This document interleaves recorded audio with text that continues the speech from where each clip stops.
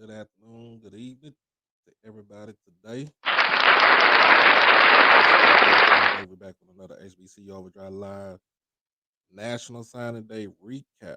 If you haven't done it by now, make sure that you hit that like button. Make sure that you share to your people, comment on the video, but most of all, subscribe to the channel. Got my co-host on here. How you doing?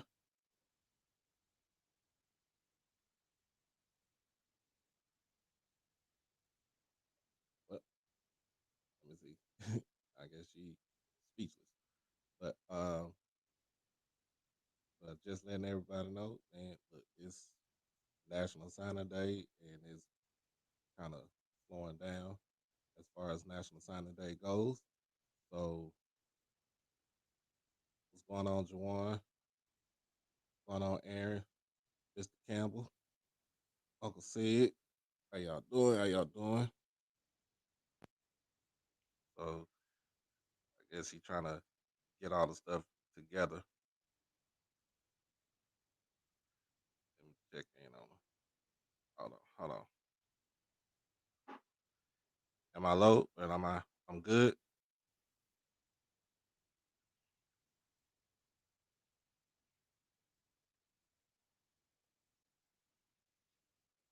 Am I good right now? I guess I need to keep my mouth.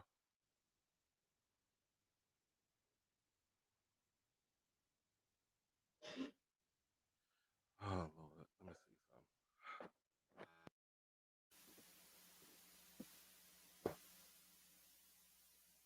something. Is it good now?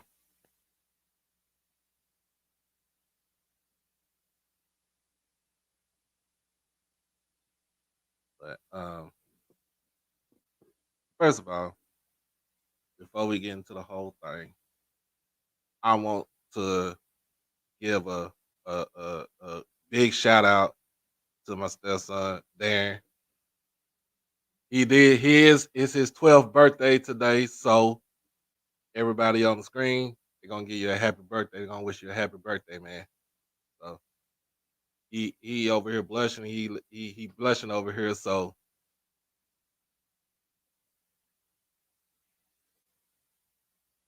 I'm just letting everybody know that it's his birthday today. Um, let me see something. She's here.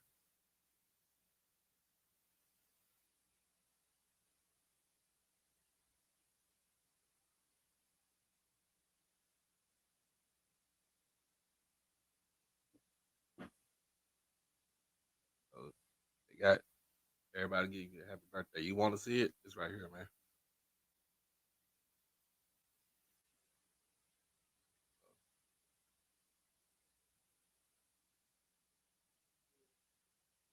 He said he told everybody to tell. He wanted to tell everybody thank you for giving him a birthday wish.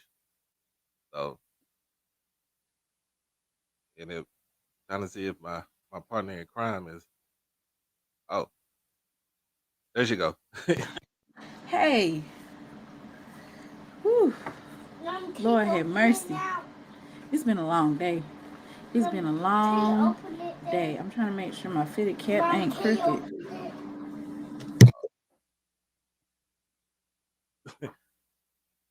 So yeah. Um. First of all, um. Yep, she got the J hat on today. So as always, and about to get into these pretty much these signing the signees, the committed players. Boy, have we got a show. Do you hear me? We got a show. I mean, a show tonight. We have a Hmm. show. Oh yeah. So yeah, we got a lot going on. So we got that, and then we're just gonna get into the meet and greet with um, TC Taylor, introducing the team, and the schedule is coming out today too. At the meet and greet, so you'll see what schedule, you see what games we're playing, what the schedule is, and we could critique that.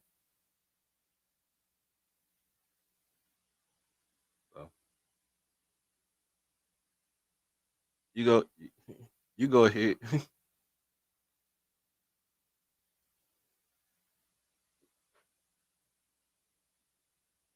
Me? Yeah, you go ahead. So, Okay, give me a second because my son's talking. I gotta play damage control over here at home. So give me 1 second. Are you guys doing a live stream of the meet and greet?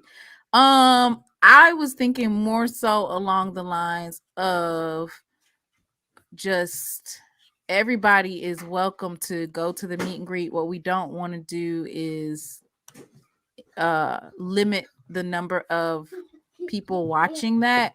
So I'll paste it in the chat and then we can do kind of like when you don't actually I don't know what's the word that I'm looking for. I'm gonna put it on.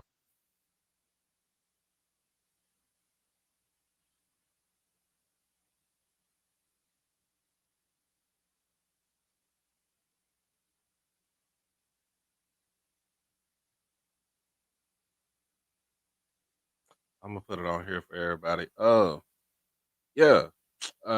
We gonna hey Juwan, we gonna get in that schedule too, man. Cause I wanna kind of go up, talk about the schedule, critique that schedule, and see what's up. Man, Jackson State been playing bully ball. Aubrey Miller has been going in today. He made money today. Okay, he made Oh yeah, money. oh yeah. I think Blues still gonna talk about that because he's still down there at the Senior Bowl. Actually, well, shoot, Blues stay in Mobile, so it's easy for him to go watch, see all the stuff at the Senior Bowl. Um,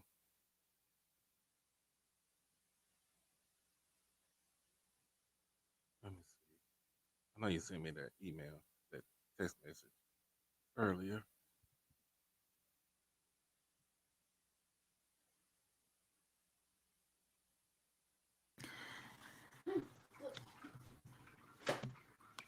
So, what you want to start with? What do we need to start with? So, let's start with the the main characters that actually signed today for Jackson State, and the main ones that we got today. Of course, because we got, we already had 15 on campus from early signing day, but I know we got probably like another 15 to 20 more that signed in today. Um, First name on the list, Isaiah Spencer, wide receiver, Madison Central. We got what 6'4", 185, 190. I think his top speed is a 4.4. So um for him that's a good thing, to have a player like that come into the school. Um you don't too much have to do a lot because there's other receivers that's that pretty much can take, what I'm saying, take it in, and they can cover for it, and he could just kind of learn to develop. Um so yeah, Mr. Kevin, it is good to talk about positive things about HBCU. Yeah, it is good to talk about that. It's good. It is good. So Absolutely. This is something that we definitely needed to press forward. Um, I guess we can also highlight some Bethune Cookman recruits that committed today. Even with oh yeah, all the fanfare, they've had several commits as well today. oh yeah, yeah. Bethune did have they had a decent class that came in today. So um, we can get into that highlight right. Well, not highlight, but we can get into it right now. So I'm just going through and looking at. So you were speaking about Isaiah Spencer. One of the um gets that we got this morning that I think we kind of shocked the world with this one. And people try to play it down a lot more than they were trying to play it down. But Nyreek Sharp this morning was a huge get. Like that's probably one of the big undercover signings that we did today. Um, Oh I yeah, don't know if you can see that. that I'm did trying surprise that. me. I woke up this morning. I didn't know uh who was Did you? Sharp is. I didn't know who he was until I kind of went back through and saw it. I was like, oh, he different. Can you put up the thing? Okay, here we are. So this is Narik Sharp, and he was.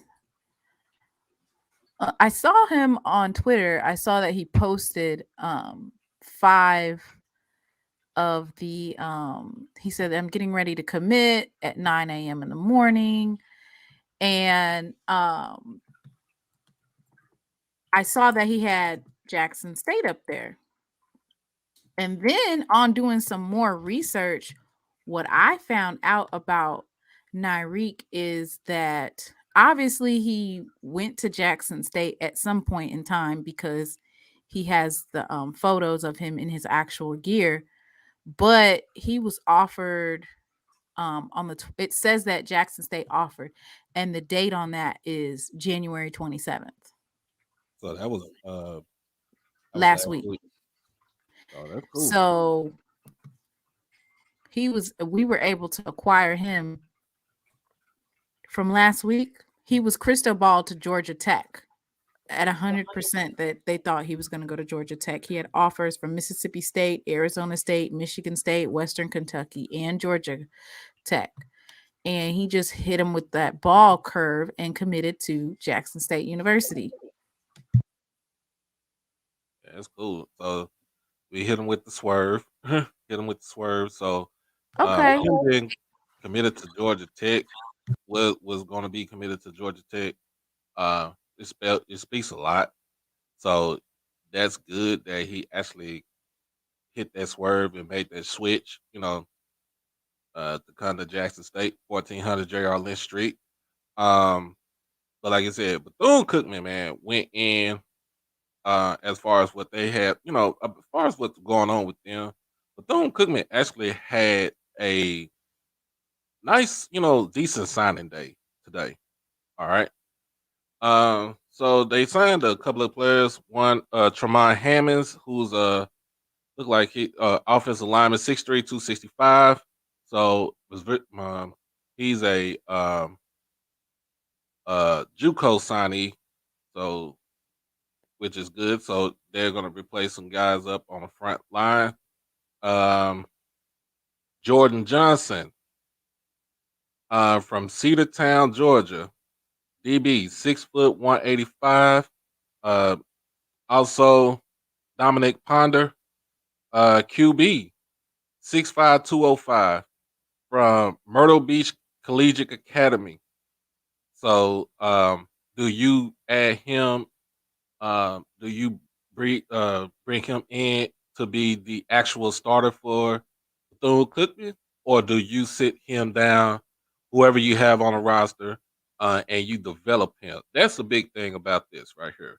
Uh, Interesting to note that Dominic Ponder was one of the students that highlighted the mold on the food. That was Dominique Ponder.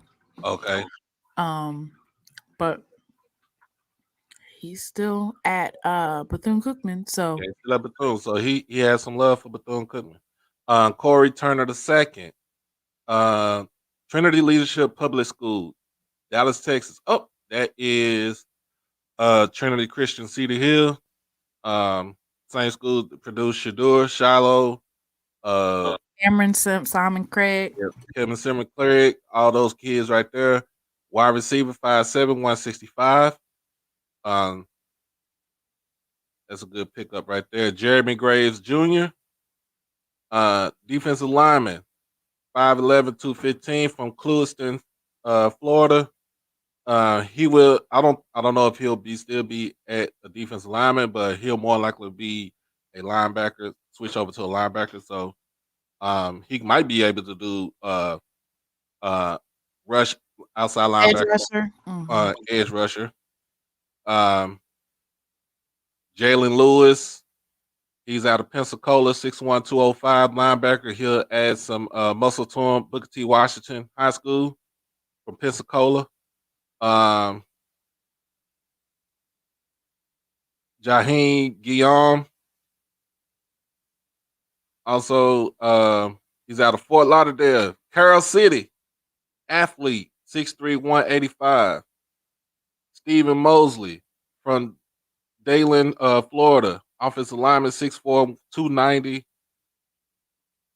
Peyton Nero, DB, 5'11", 190 from Foley, Alabama. That's the same school that produced that's the same school that produced Julio Jones. What up, Craig?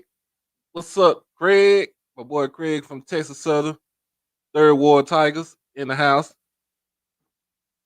So that and Mr. Campbell, that is shows that it's still value down there, that they're going to play, you know what I'm saying, um, these games, and they're going to develop these kids right here. That just speaks volumes to Bethune Cookman and their football program, because it has been a straight poop show the last couple of weeks. Almost been 3 weeks that it's just been chaos, and yet and still they were able to produce for signing day. I think this pretty much quieted down some of the negative hearsay as far as, well, what are they going to do for signing day? What are they going to do for signing day? Looks like they signed some students to me. That's why I don't think that, as long as and I was saying that at this point the only thing that you can do is support Bethune Cookman and their students, and you check in to hold them accountable. But when you're trying to check any school, just make sure that you swept around your own front porch. So it's easy to poke at somebody when they're down, but at this point, the only thing that we can do is make sure to support them, and then you just check in and say, hey, how's it going? What's the progress? And that's about all that you can do.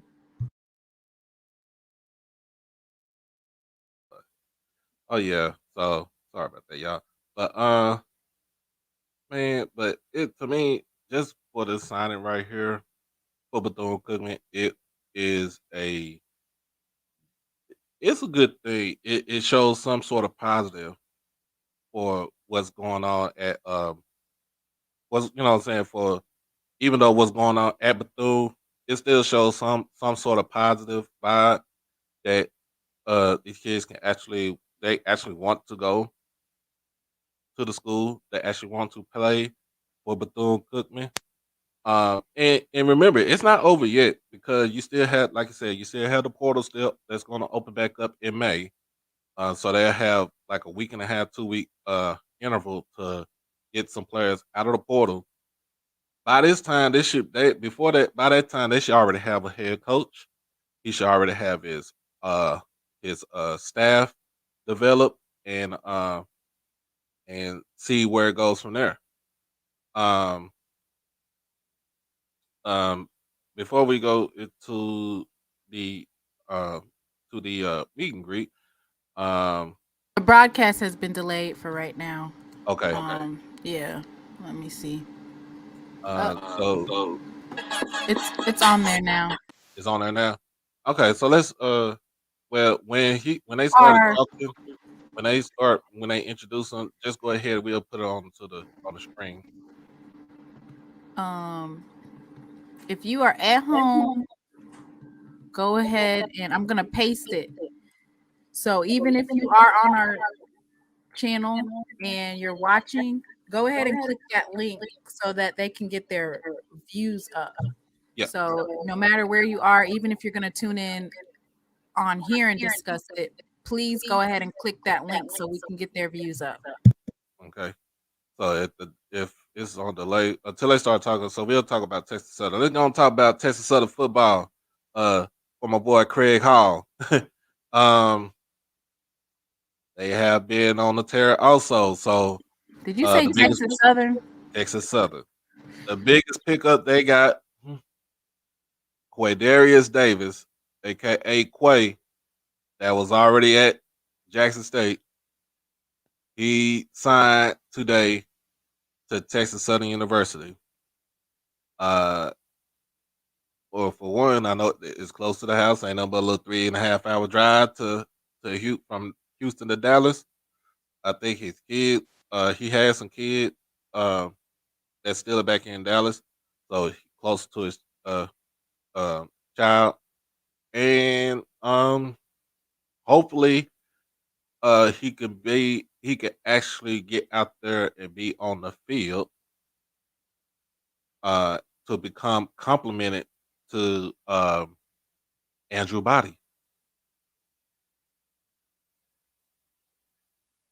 Yeah. So that no, he wasn't going to Colorado. I don't think he wanted to. I don't know if he wanted to go to Colorado. That's a long drive right there, especially when you got a child already at home.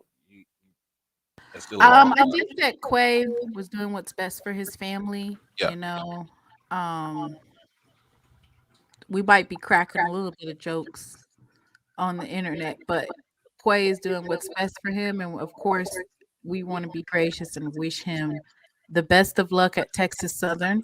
Mm-hmm. It's still JSU by how much? 40. 40. 40. 40. And And, we and, and, and, and and we play him. We you know when we you play play him? again. I don't know. We'll see when that schedule come out. So we'll see when they do the meet and greet. They'll bring the I saw schedule out. the Texas Southern So they uh, will be in November Jackson 4th. November 4th. November the 4th. Okay. They'll be in Jackson November the 4th. But by far, he becomes the best receiver on the team. He does become the best receiver on the team by far. And this will help out Andrew Body immensely. Um, Also, we got Ibu Okafor. We got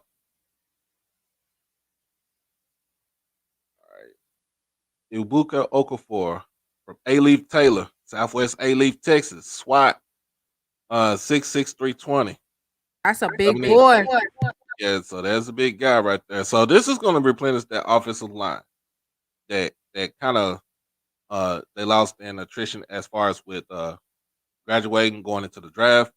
Um, so this should help out the offensive line right here. Uh, Walt C's champ. He is from Homer, Louisiana.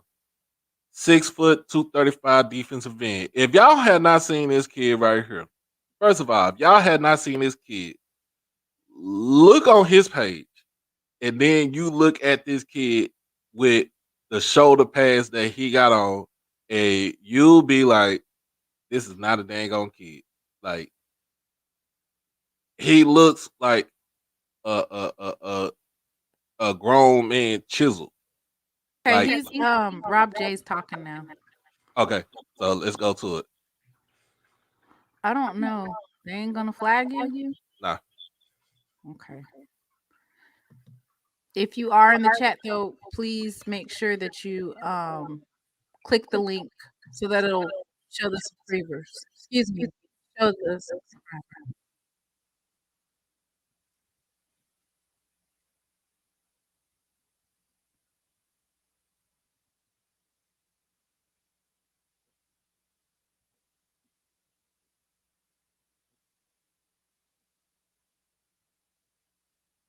I shouldn't. I'm gonna put the got to put the banner.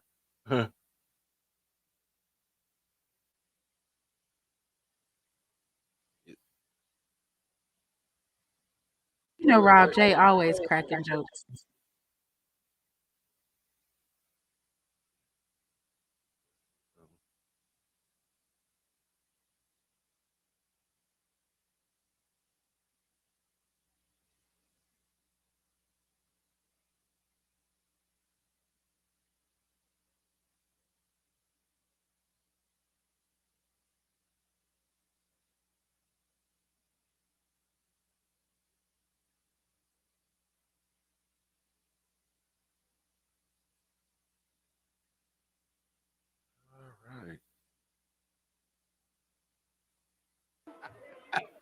Y'all know he was wrong for that.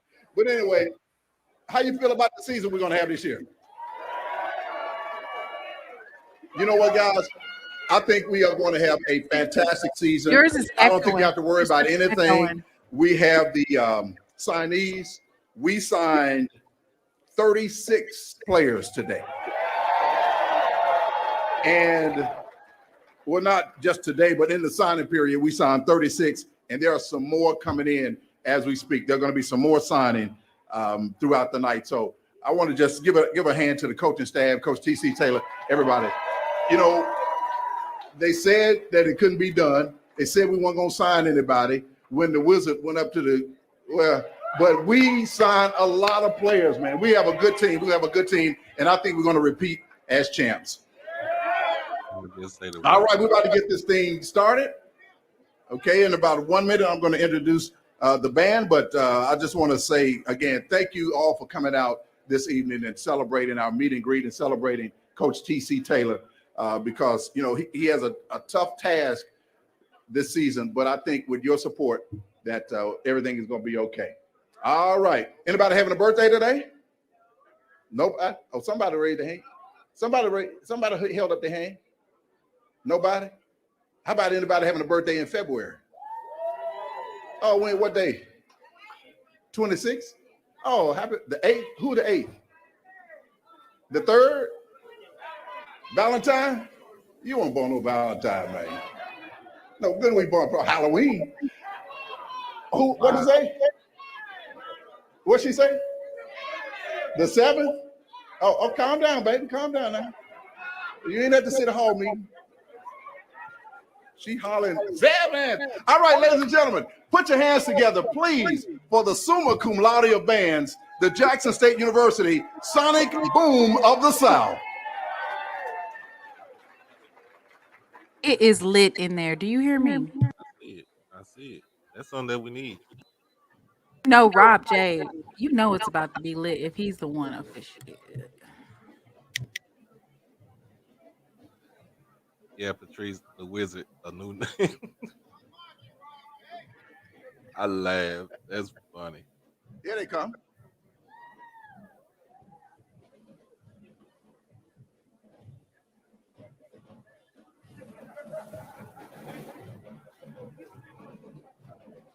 Come on, y'all give it up for the boom.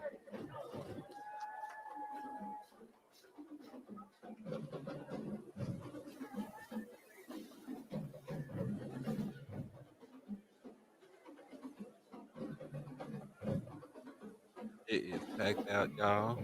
I love it, y'all.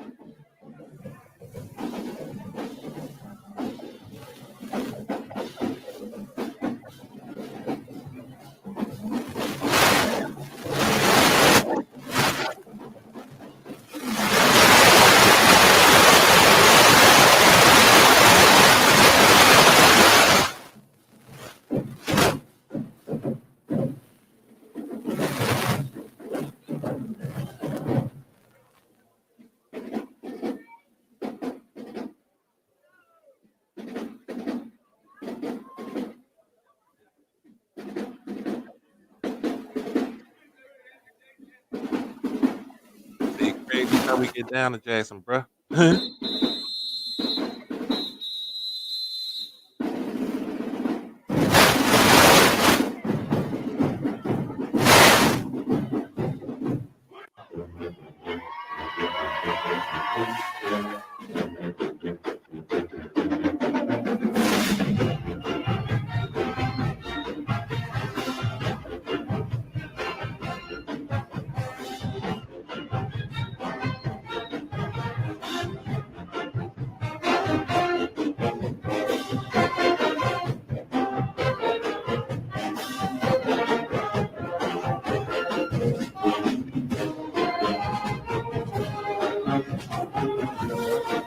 How they playing right now?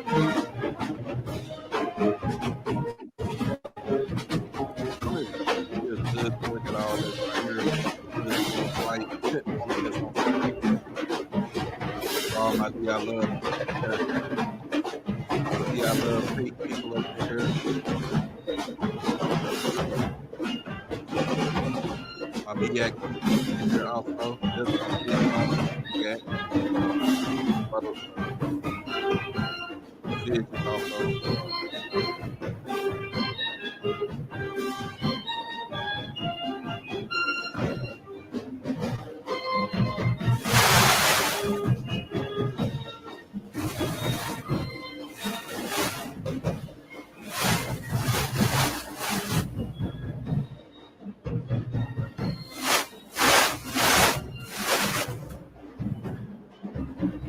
All right, ladies and gentlemen, how about a hand for the Sonic Boom of the South, along with the Prancing J Sets and our lovely cheerleaders in attendance here tonight. Fantastic. You know, when we were in LSU, let me.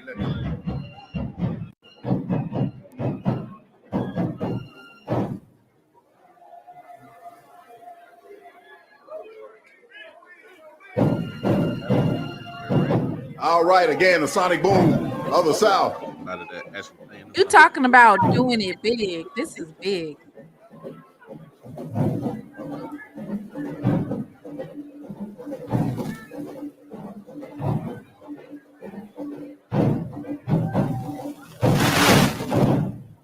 All right, again, the Sonic Boom of the South, the Prancing J Sets, our wonderful cheerleaders. I was about to say, when we were in LSU, when Jackson State women's basketball team played at LSU last year, I was sitting at press row and a lady asked, where do they get their instruments? They're so much louder than ours. Hey, ladies and gentlemen, we're about to get started. Tiger fans, we're about to get started. I want to introduce to you first the president of Jackson State University. He's a native of Jackson and a 1999 graduate of JSU. Please welcome Dr. Thomas Hudson.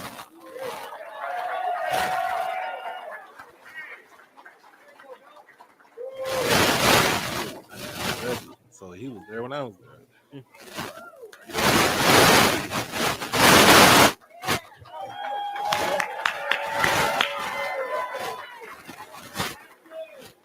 Ready?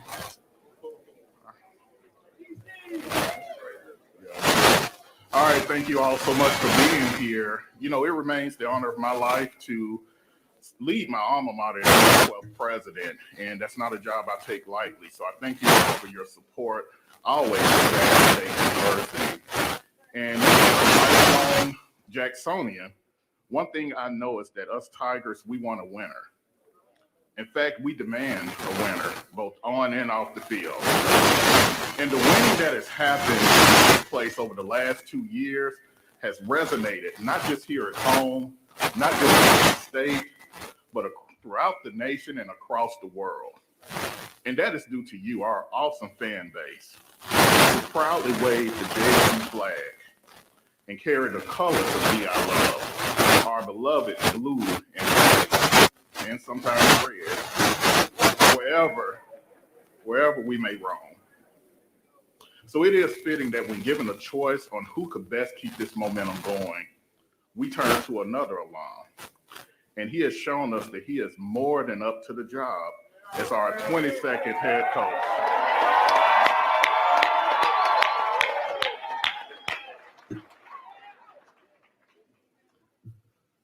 But before we introduce him, I must talk about another leader, a visionary who understood the assignment from day one, who recognized to awaken this sleeping tiger and to bring back the JSU we all know and love, we had to think bigger, dream bigger, and sometimes to my chagrin, spin bigger. Being a leader means that you have to know a good investment when you see it. And you have to recognize that talent, passion, vision will always produce the right results. And that's just what he's shown. Please join me in welcoming our Vice President and Director of Athletics, Mr. Ashley Robinson.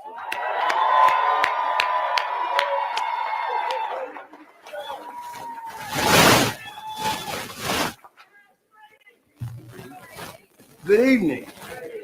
Now, it's too quiet up in here now. Y'all know I like some energy now. Wow. This is the moment we've been waiting on. As you look around the room, You know, growing up in Jackson, Mississippi, I see guard the yard. Are we ready to guard the yard? A winner and a champion. A legend as a player who played for legendary coaches and coaches one of the greatest ever. It is his time.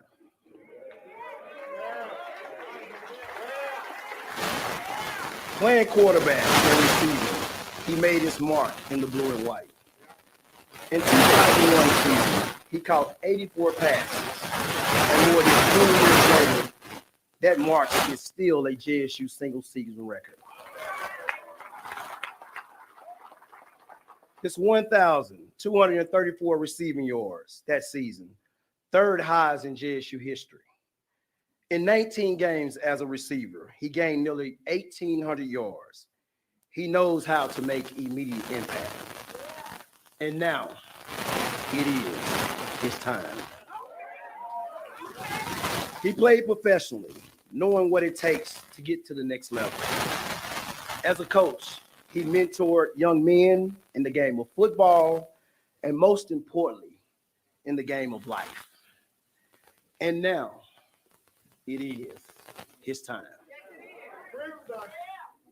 Tiger Nation, it's my honor to formally present the 22nd head coach of Jackson State University, his wife, Miss Taylor, his two future Tigers, and his family, his mother. Without further ado, our 22nd head football coach at the Jackson State University, Coach T.C.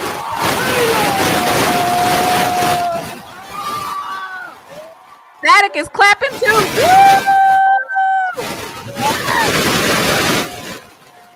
Fired up, J-State, fired up.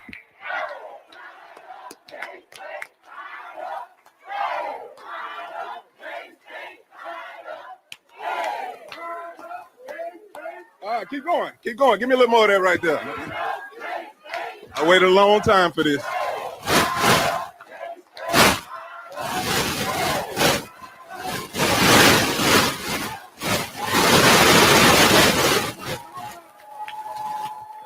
Unbelievable. Unbelievable.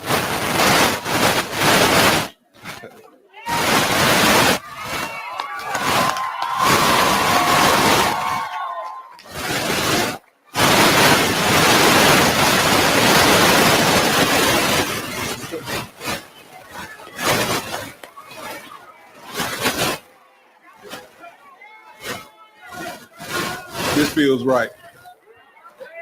This feels right. We got a big event tonight, long evening, so keep this speech about 5 minutes.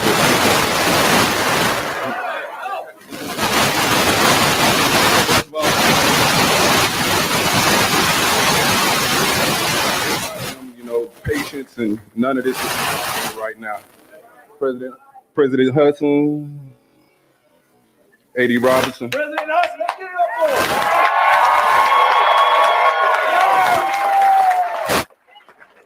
The administration, faculty, friends, alumni, and these fans. All right, give yourself a round of applause.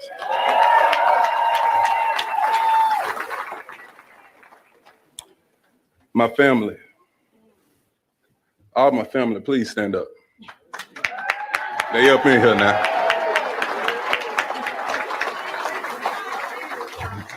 Thank you. Thank you.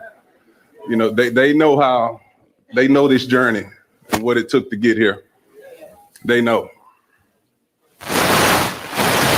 My wife, stand up, baby. Woo. A.D. Robinson, I forgot to tell you, we got that contract done. You know, she's a brave, right? Right.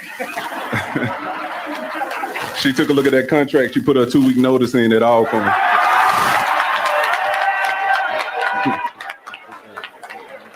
He acting over here now, y'all.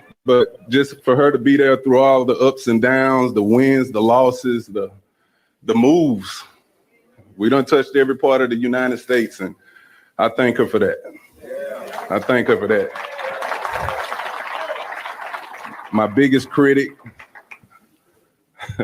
one of my best coaches. So, baby, I love you. I appreciate that.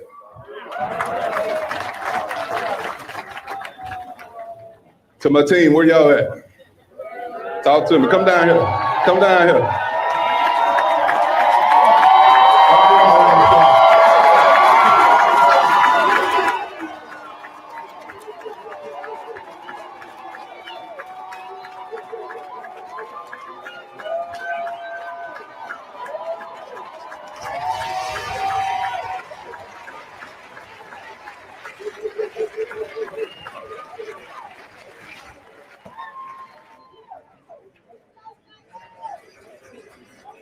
Let me say this, without these guys, I'm not here. This coaching staff is not here. That's what me and my wife and I came up with Guard the Yard. These guys chose to stay and come with me and guard the yard.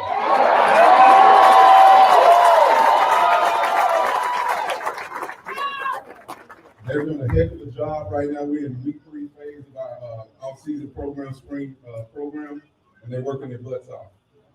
These guys believe in Jackson State. They understand we got unfinished business. All right, starting with the sweat. And then you know what goes on in December. We will be there. And we're going to finish it December.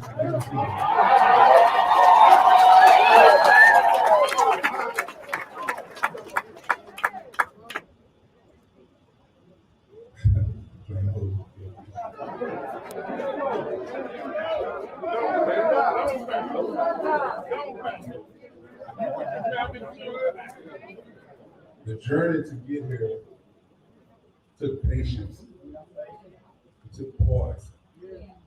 But I always knew where I wanted to be, where it was home. Growing up, my sister, where she at? Where at, Tom? She went to Jackson State, sneaking me in New Hood the day of game.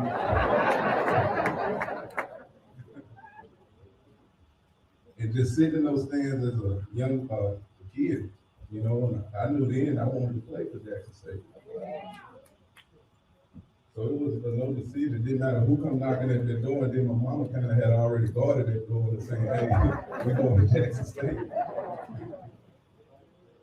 Then upon that, you know, just finishing up with football and getting into this coaching profession, it was a no-brainer where I wanted to be. And that was here at Jackson State. And that's why I'm able to stand before you now as the 22nd head coach of Jackson State.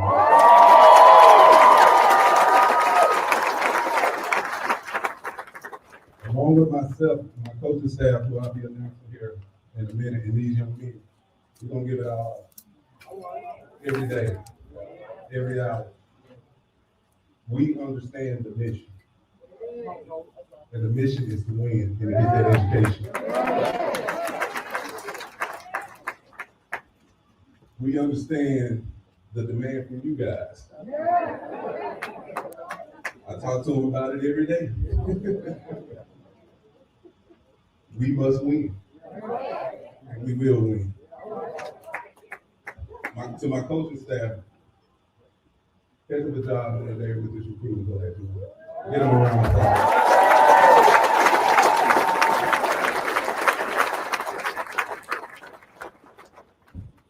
We're going to announce this class in a little bit as well. When I sit back and look at the work, the body of work we've done to join these young men, and this is not all the thing. We got some more guys that really is going to do a great job for us this year. But I'm really excited about these young men that came in and joined this recruiting class with us. They can play.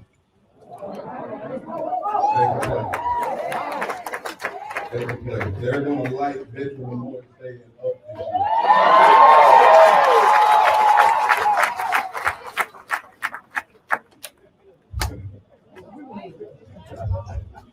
So I'm just telling you this, get your popcorn ready. Get your popcorn ready. 3 feet is no doubt. 3 feet, no doubt. I'm thinking about December right now. I'm thinking about December right now. Right now. So, hey, make sure you purchase these season tickets. Come out and support. And enjoy the rest of the evening. Y'all get ready. Let's go.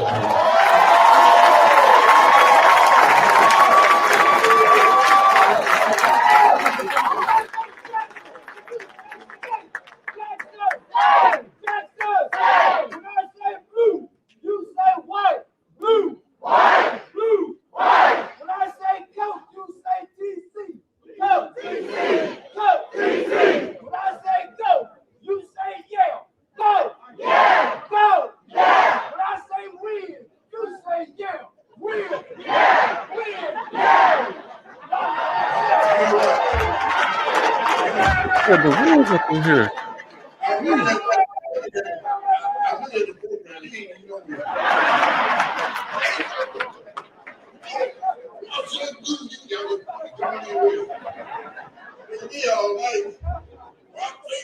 Okay, anyway, we got a video. Hey, that's your good. Hey, how you doing? All right. All right, that's your good. Anyway. All right. We got a video. Point to the screen, we have a video, and then we're going to bring up Monica Lewis, Dr. Monica Lewis, the Director of Athletic Development, to talk about fundraising here at JSU.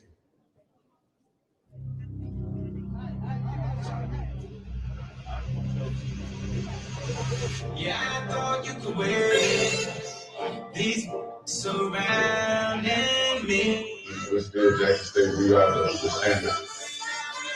We are the method, what I call it. You know, not only because I say that, not only because I played it, but you know, we've had a lot of success in past years.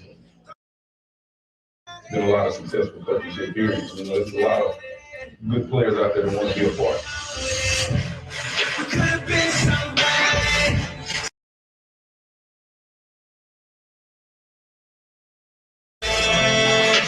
Turn that down a little bit so we won't get copyrighted.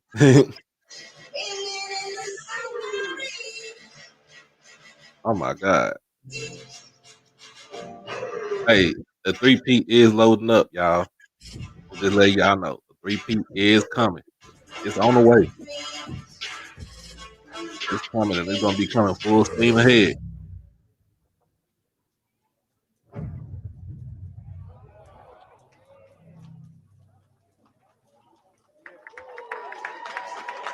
Hey, we would like you to continue donating to this school, donating to the university. You did it the last 2 years. So continue. We had to tell you the last 2 years, but we want you to continue to donate. And I want to bring to the stage right now the Director of Athletic Development, Dr. Monica Lewis.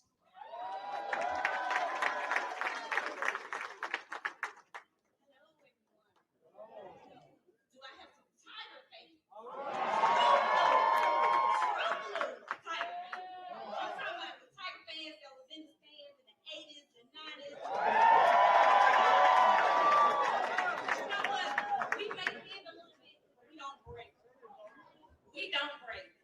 So speaking of not breaking, I just want to give it up for all our Tiger fans who donated within the last couple of years. Athletics have reached record highs, and that's because of you. First time ever in the program, we reached over $1 million. That's because of you.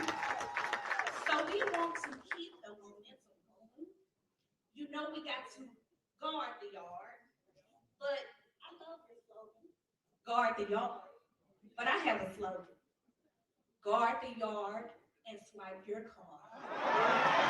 So you have been given a brochure, a postcard, whatever you want to call it. It has all the information that you need. It has a number. If you have any questions, 601-979-0218. If you need to If I need to answer any questions for you, I will make sure that I answer any questions, especially as it relates to giving. You can go online. He has his own dedicated online. It is www.go JCTigers.com/guard the yard. Yeah, Israel, guard the yard, swipe the card. Let them know you scan the QR code. And you know what? I understand that we have to have support workers, so I can take that to cash, whatever you have. You just continue to give. We have a plate to prove. We have unfinished business, and I will see you guys in the shop. Go Tigers!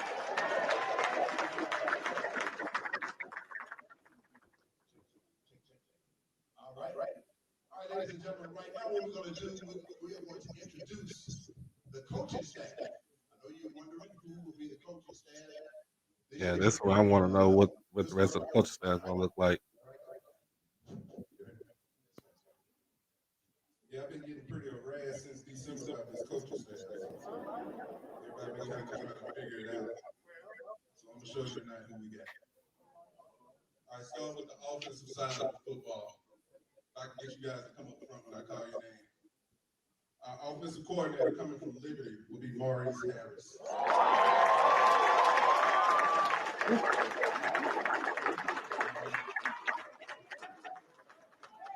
Back up there. There you go. I give him a round of applause. Great football, coach football now.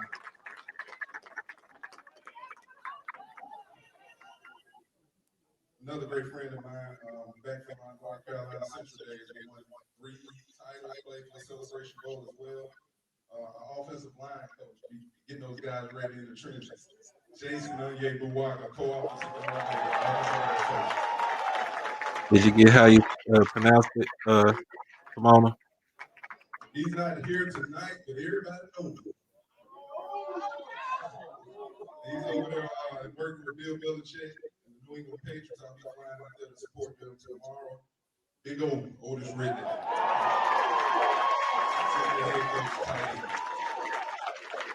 Next guy is a guy that was on our staff previously, a holdover, great young coach, got a real bright future.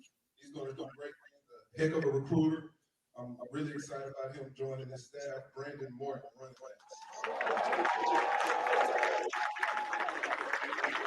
backs. Wide receivers, y'all know that's dear to my heart, so I had to get that right. Still on there. I had to get that right, so I really did a good job. I pat myself on the back by betting guys for this position, but coming from Texas State would be RJ Fleming.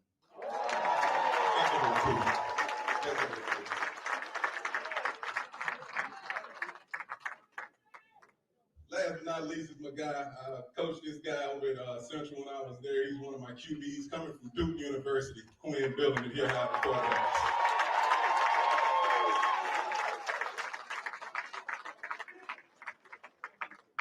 Let's talk about that dirty deep.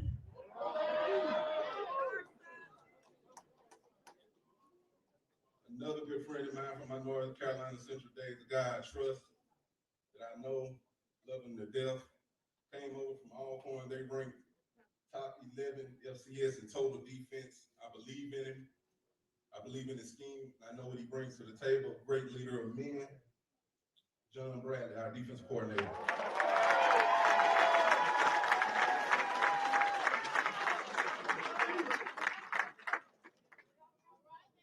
Coaching them backers. Always smile. Can't really make him mad no more, no matter what I say to him. Only time he get mad when I say the cab club. Coming in from Northern Illinois, Tyquan Henry.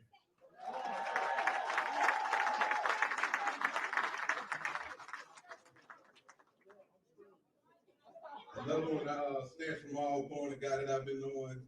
Coach Bradley also believes in as well as myself.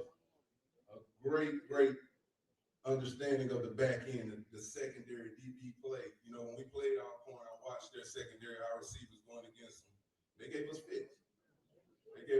And, you know, he was behind a lot of it as well with Coach Bradley. So, coaching the defensive backs and defensive pass game coordinator, Terenzo Quinn.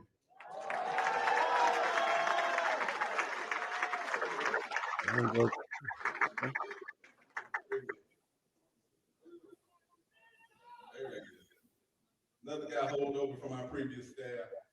High energy guy. Always pumped up. Learning to do treatment. Please see what this man is supposed to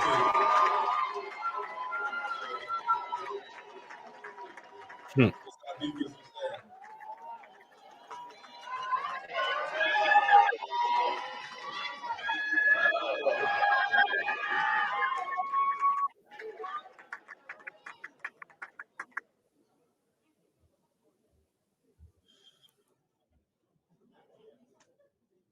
Don't take this wrong. This is my wife, away from my wife. She always keep me on point. Miss Dunn said do this. Miss Dunn said you need to do this. Coaches need to do that. She don't play. She don't play. She's our assistant athletic director of football operations. I mean, I can't say enough good things about her. She's been in the NFL, been all over the place, and I mean, she understands the game behind the scenes. I mean, this is my backbone right here. Keep me on my toes. Michelle Mitchell.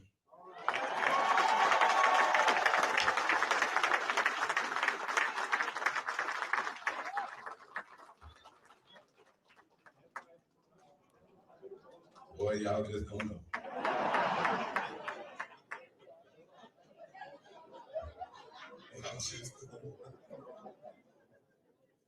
Y'all told me to go get a strength coach. Y'all told me to go get a strength coach. I looked East Coast, West Coast, up north, South, Canada, and he was right there in Lubbock in Texas Tech. He's done an amazing job. You can see a difference in our student athletes right now in a 3-week span. They work their butt off, and I mean, unbelievable pickup for this university because he works with a lot of the student athletes on campus. So, Jalen Watson, but we call him what, guys? Coach B.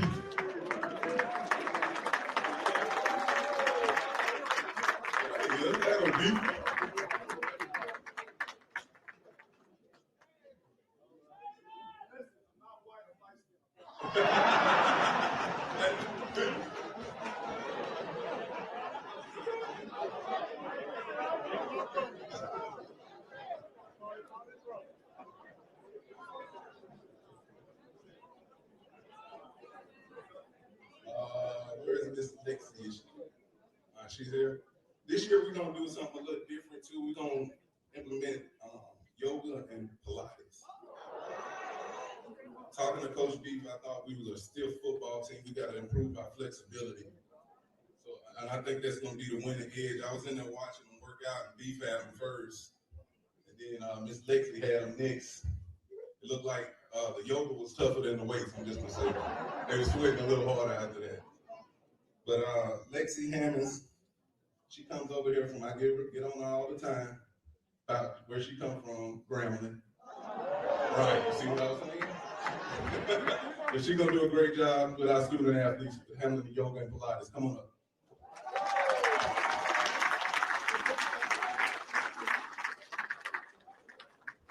Stone, where you at? Coach Stone here. Fight your way through there, baby. Do a good job assisting with Coach Beef in the weight room, assistant strength coach right here, Coach Stone. Give him a round of applause. He was a holdover as well from my last staff. What about all the student grad assistants? You guys come up too. There's only one? What up? What blue is it? Mike, coming in from Liberty. He'll be assisting well with the offense. Y'all give his staff a round of applause.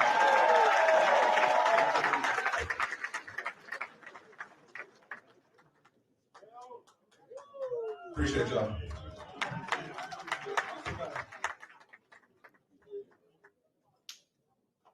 Y'all want to come up? I told you, come up. It's your time to shine. Give these guys a round of applause. These are our defensive assistants. Yeah, it's good to see the coaching staff now, so now we can actually talk about the coaching staff.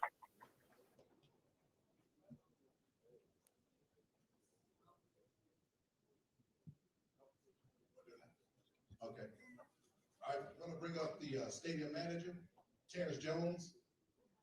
I'm going to have a Terrence.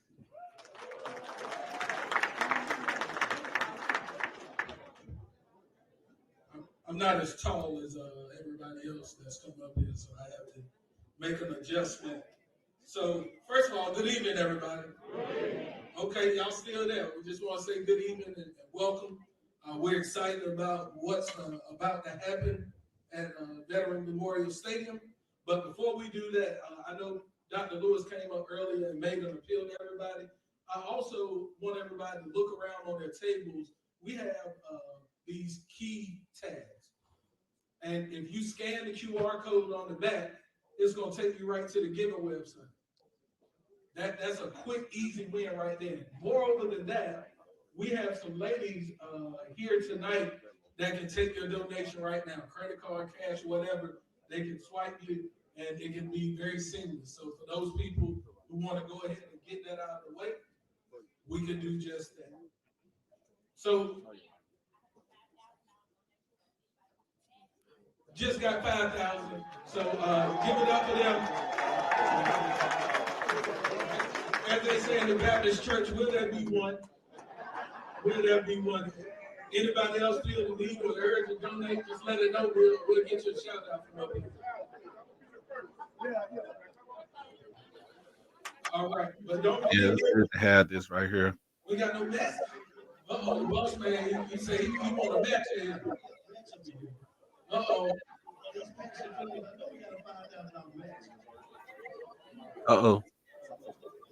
Uh-oh. They should have a money award.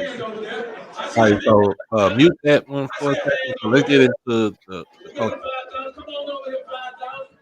Oh, okay. You want me to mute this real quick?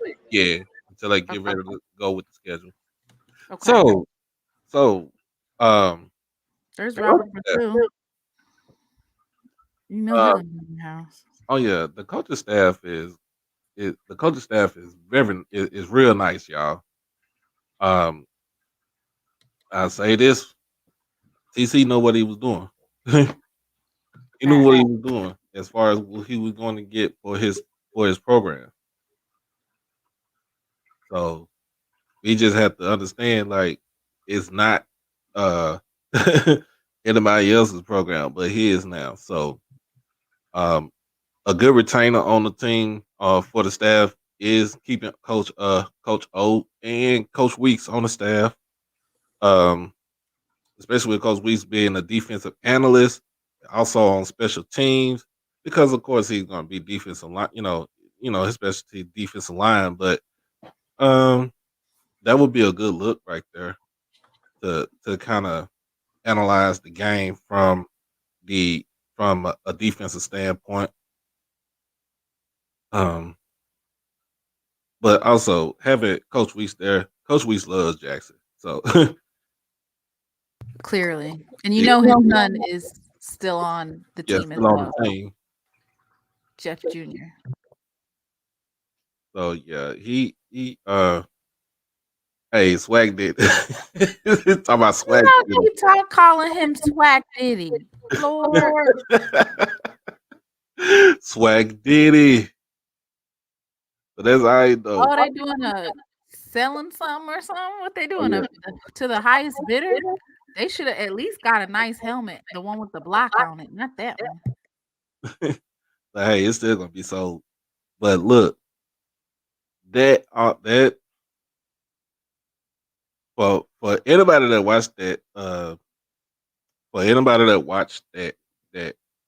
Alcorn game and seeing how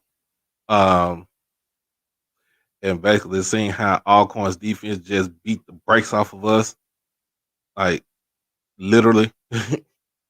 And there's something that said you put in there, which is a good thing. There you go. Playing too high and bringing a safety high, too deep zone mixed with man. Yeah, on first and third downs, that's an actual good coverage right there. That's actually good defense to play right there for the good coverage.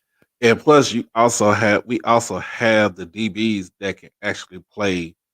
You can have some that play man, and of course they was already bred to play.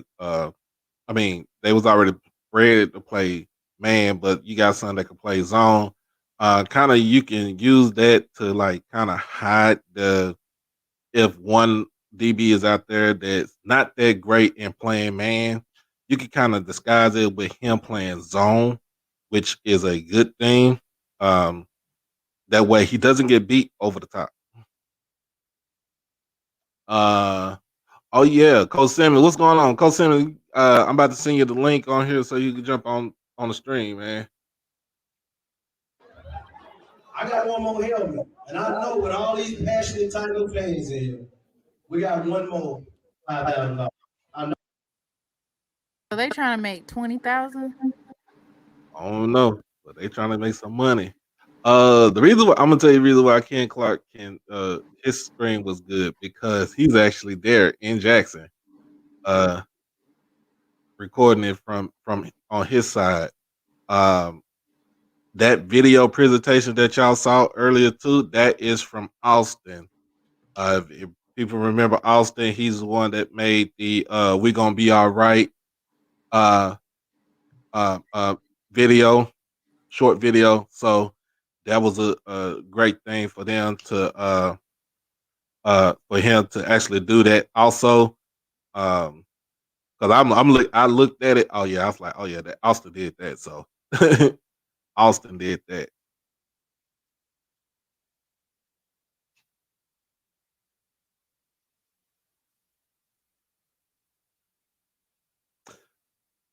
Well, remember, he said Nugget was a better safety than a corner because Nugget was he was a say he say plays safety throughout college. They move in the corner because he has a little bit more athletic. He's more athletic at corner. Plus, he got the speed. You know, he got the speed to match with it too.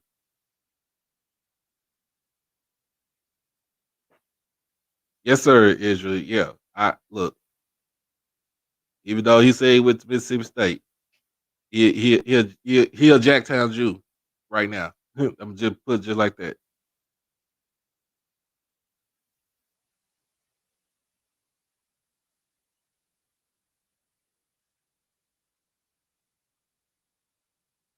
So let's see what they talking about right here. You can definitely have the mic, sir.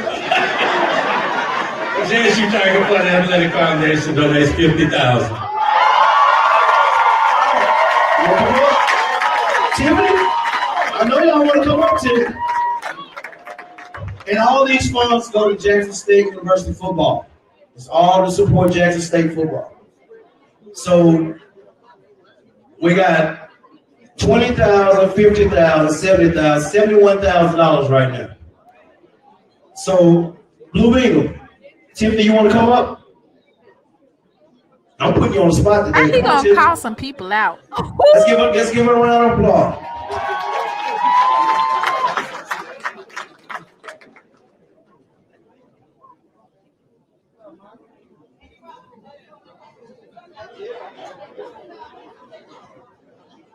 All right, now it's working.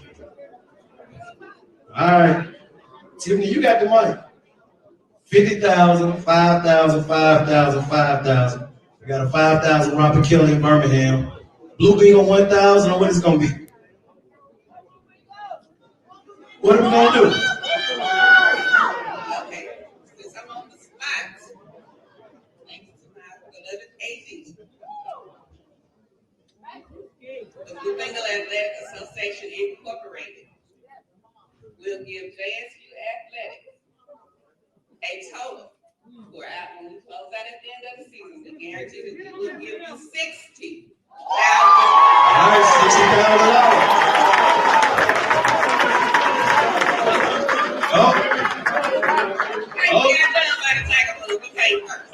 Tiger Fund, I think y'all want to come back up because I know Tiger Fund. That's what I'm talking about, Tiffany. Yeah, I like this. I like this. I mean, do we have another mic? We got some over here? I'm going to take my coat off now. What we got? JSU Track Fund Athletic Foundation of $70,000. $70,000. That's what I'm talking about. Oh, I love my Tigers. All right. We got 70,000, we got 60,000, we got 20,000 on the state. Now, Tiffany coming back up. I got time today. I would like to say that since we have close to 200,000 in endowment for scholarships for all student athletes, and we give as needed, since we support monthly all student athletes in the fuel station for fuel recovery and nutritional needs, since we help you in all in-kind gifts for anything outside the student athletes in your facilities, you all are welcome to donate to the Blue Bengal Athletic Association. Our nutritional and supplemental items for February for all JSU athletes. www.jsubaa.org. Thank you, Tim. All right. I'm gonna stop the war on y'all. But I got one more I gotta point out here. Y'all gotta help me with this now. She played volleyball here, National Alumni President. She's sitting right there.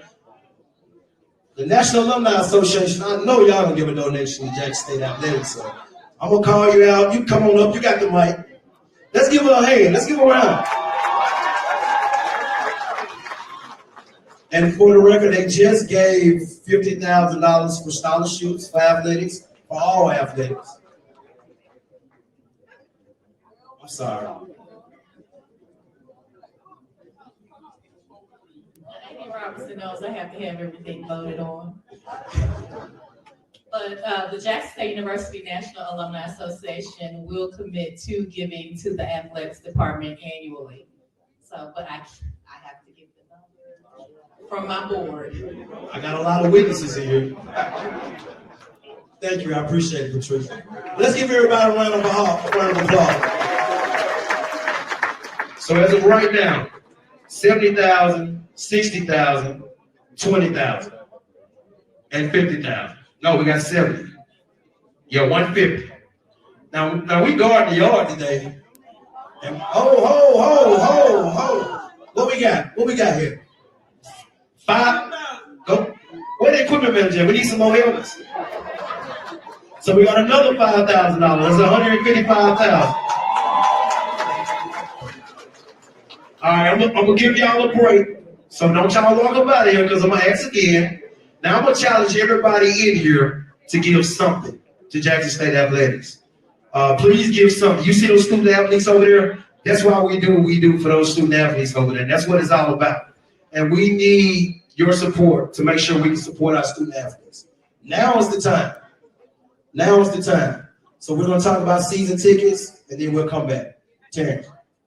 All right, so earlier, as you all entered the event, we gave out cards for you all to guess what the schedule is going to be.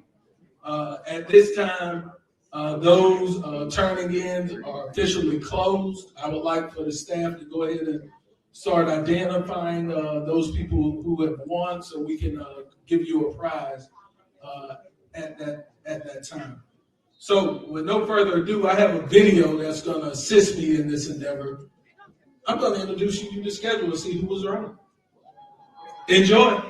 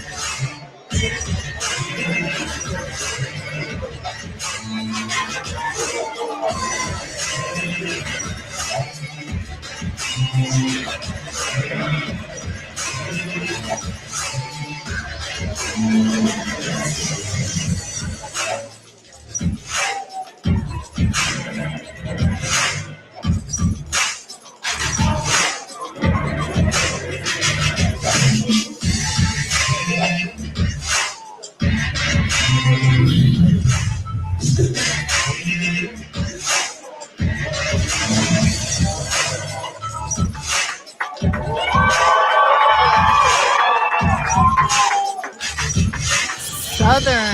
in Baton Rouge. I love it. I love it. I love it. I love it. I love it. I tell you what, I don't know about anybody else. I'm ready to see some football right now. We know the schedule. We're going to have some posters. We got some brochures and everything else that we want to go back out. But I also want to talk to you guys a little bit about season tickets. The best way for me to talk about season tickets is in functions like this because I get a lot of questions, a lot of one-offs about season tickets. So I'm going to give a quick synopsis about season tickets. For those of you all who may have had reserved last year, some general season tickets and everything last year, as of 4 o'clock today, we began sending out reservations. So we're open for business starting as of 4 o'clock today. So you'll see those reservations. You can pay at that time and go ahead and make your payment and reserve your tickets. Now, some people may say, I saw my season ticket, but I don't see my parking. Well, we want to make sure that your parking space is indeed your parking space. So we'll continue to handle that by way of call and by way of making contact with you guys, or if you all stop by to make sure that you get your parking spaces. I do want to go over a couple quick important dates. And the most important dates right now will be our renewal period. So I'll give you those. Everything else will be included in a story later on. So the most important date, obviously, we start our renewal season today with signing day.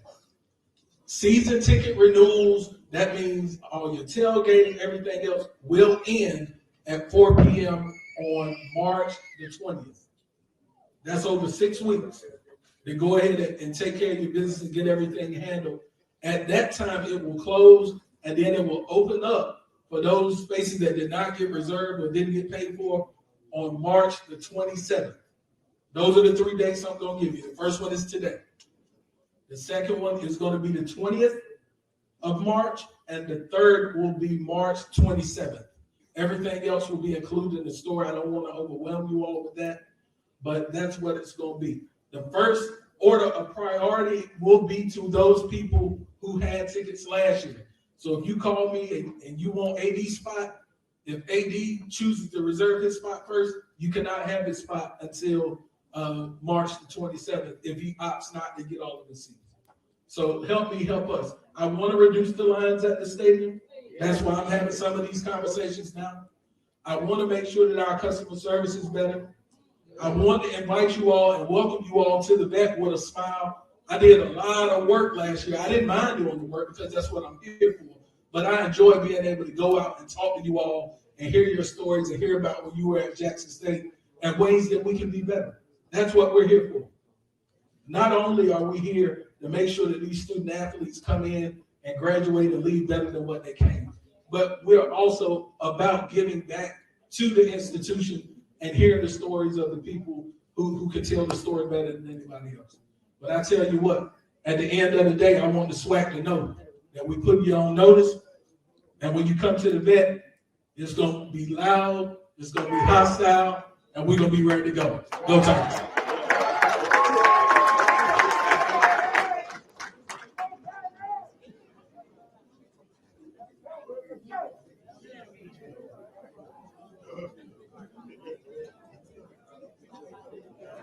Before we introduce the recruits, I want to make a couple of announcements.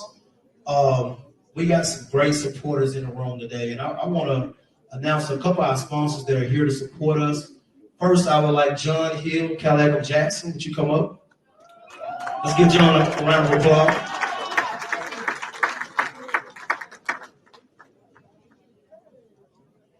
Next, I have one of my first sponsors. They don't know what my duty is. They're in the back of the room.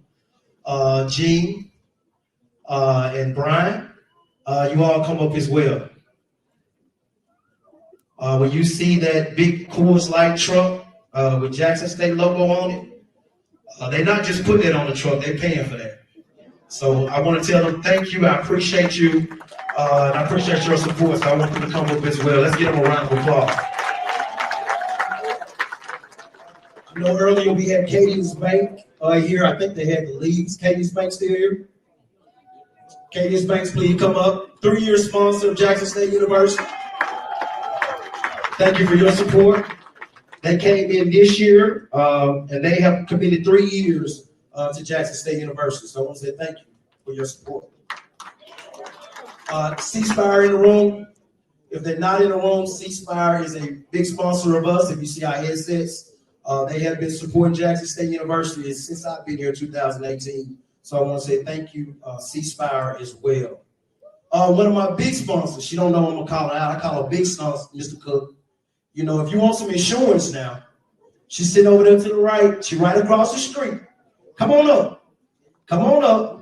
She's a big supporter and loves Jackson State University. She really loves Jackson State.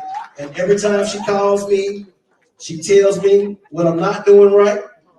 She tells me what I am doing right. And I listen to her.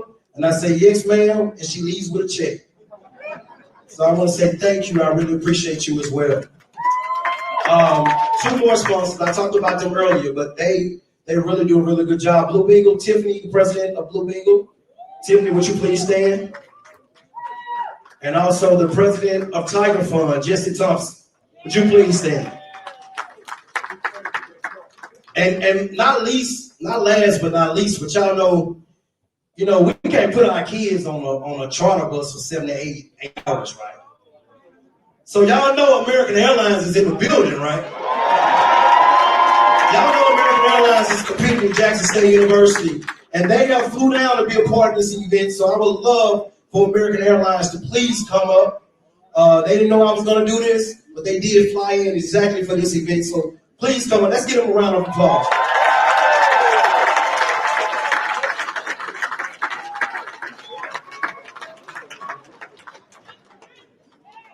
Craig, we love you. We're going to forgive you. Craig did go to Jackson State. I mean, he went to Alcorn, I think, whatever it is. But you just like Miss Taylor, you divorced Alcorn too. But seriously, you all don't understand how you cannot run an athletic department without the support of your sponsors. And they've really been supporting. Even what's not in the contract, if I make a call, they're here to support our athletes and our coaches. And that's what it's all about. We have over 41 sponsors for Jackson State University. In 2018, we didn't have not one sponsorship at Jackson State Athletics. And it shows the support that we have building this program. It shows the support of our alumni, the city of Jackson. But we have 41 sponsors that support our program, and this is huge. And we got to make sure that we do what we need to do to keep our sponsors and keep that support. So I want to say thank you. You see them all out, you tell them thank you, because it's trust me. I told President Hussey yesterday, I don't want no more steak on Town Eaton Steak. But seriously, thank you all. And I want to take a moment to do that, because we cannot do what we do without the supporters and without all our sponsors. So let's give them a round of applause.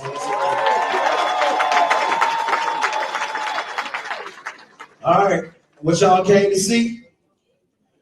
We're going to see who's going to guard the yard, Rob. Are we ready, Rob? Hey, before we do that, my student trainers, equipment people, can y'all come up front as well? All my trainers. Let's give our students a round of applause. Yeah, Mark.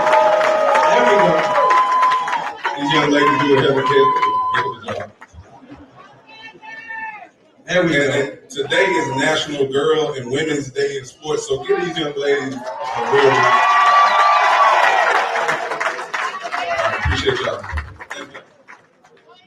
All right, appreciate y'all. And before we get ready, you know, I just call spade a spade, and that's what I do. President Hudson had another event to go to, but he came out to support. One thing I want to tell you all, it's time for us to support our own. It's time for us to support our own. He have made this program one of the top FCS programs in the country. And trust me, I've been at 3 institutions. You cannot do it without a president's support. So let's support our own. He's a Jackson State alum. He's here to support. And I want to give it up, and I want to say thank President Hudson for his support for athletics, not only for athletics, but for Jackson State University. Check, check. All right, how about it for our VP and our athletic director, Ashley Robinson? Hey, and don't forget now, each and every Jackson State football game can be heard. If you can't make it out to the game, you can listen to it on 95.5 FM. That's Hallelujah FM. Our basketball games are broadcast on 103.5 FM and 1300 AM. We have a game Saturday against Mississippi Valley, and then Monday against Arkansas Pine Bluff. So we want to thank all of our media outlets for carrying our games. Also, our streams are being done by Andrew Quinn, the amazing Andrew Quinn, Ed Bishop, all of our guys back there streaming the games. We really appreciate that. All right, we're going to start with our recruiting class, the December early signees. And Coach, our first one that we're going to talk about is offensive lineman from Southwest Community College, Shamar Allen.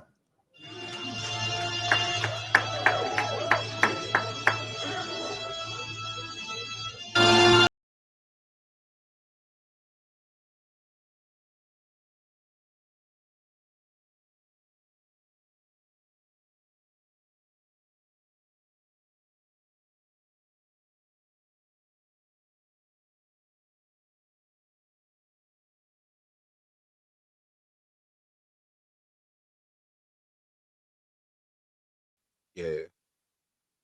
Because reason why we're muting this because of the simple fact that it will be copyrighted, so we don't want to get flagged for this. But how about that, man?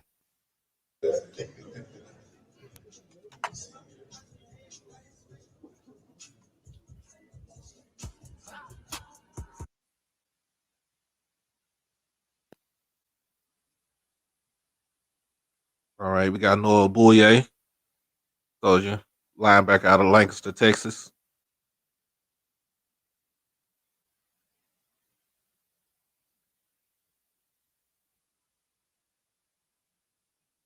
Is that a safety?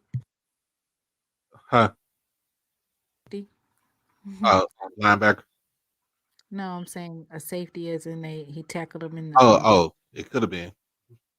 I don't know if my mom was at that game or. That's Noah Ballou, 6'2", 215 pounds, from Lancaster, Texas. All right, next, Coach, we have another linebacker. He's from Hattiesburg. Hattiesburg. Javarian Jenkins. JJ, is he in here now? Raise your hand, JJ. That Joker here now, he country is brown egg. I'm just telling you. Hey, I'm talking about a phenomenal football player. He can strike. If you look at him, he's going to run. He likes to run. He likes to hit people. Does a great job playing up throwing. Very excited about this young man. Again, another good young linebacker that's going to get out there for us and really understands the game. Upside is going to be tremendous with him. All right, JJ, anything you want to say? Really? Say something. All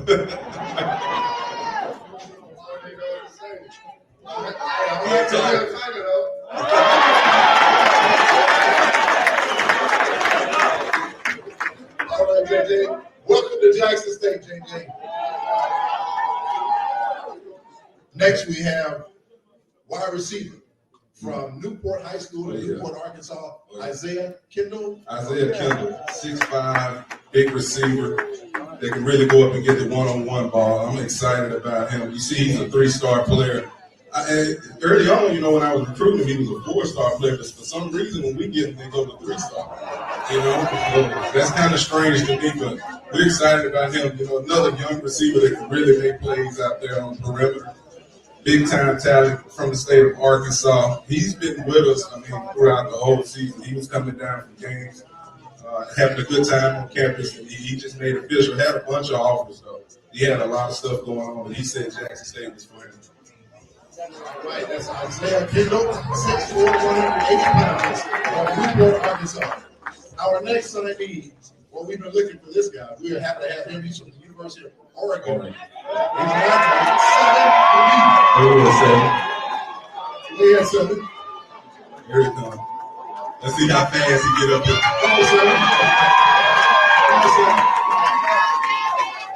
This is a guy that played in the Pac-12. There's no secret who he is and what he brings to the table. Big time speed. He can play properly. all 22 positions on the football field in his mind. But I'm very excited what he got, what he's going to do in this league right here. But as you can see, he played Pac-12 football in Oregon. My first signee, I came back from Atlanta. Sitting at the home that night, thinking about the game, and we got to talking, and he said he wanted to come make history with me. I can't thank him enough for that. He's going to do a great job for us.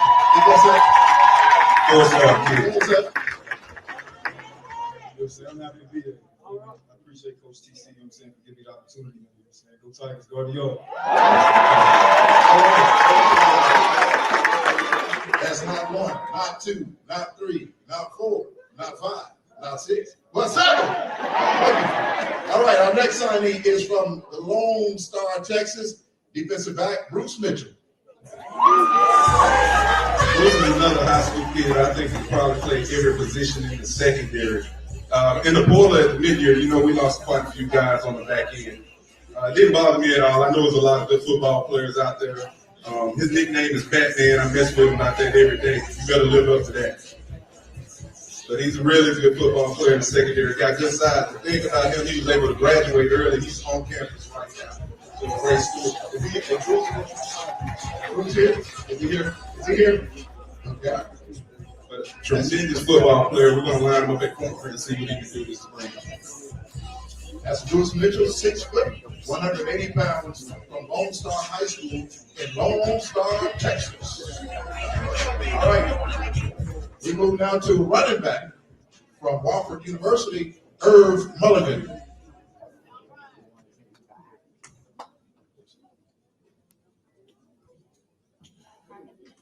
Irv Mulligan. Another guy we signed at the mid-year, big-time running back. We know about Savion Wilkinson. Oh, yes, sir. But we want to try to kind of lighten that load and help him out a little bit. It was a lot of wear and tear on him this year. So Irv is a great talent, though. Big-time speed. He can really fly. Don't mind getting behind his pads and hitting people. So I'm excited to team them two up and see what they can do together. Look out, Swag. All right. That's Irv Mulligan, 5'10", 205 pounds, from Beaufort, South Carolina. We move now to the quarterback position. We had a quarterback, he went with it, Pappy.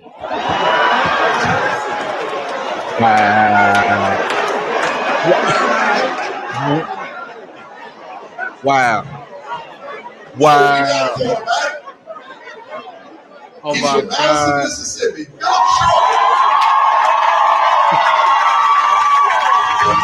Bill Short. I've been watching Philip since high school for a lot of time as a football player.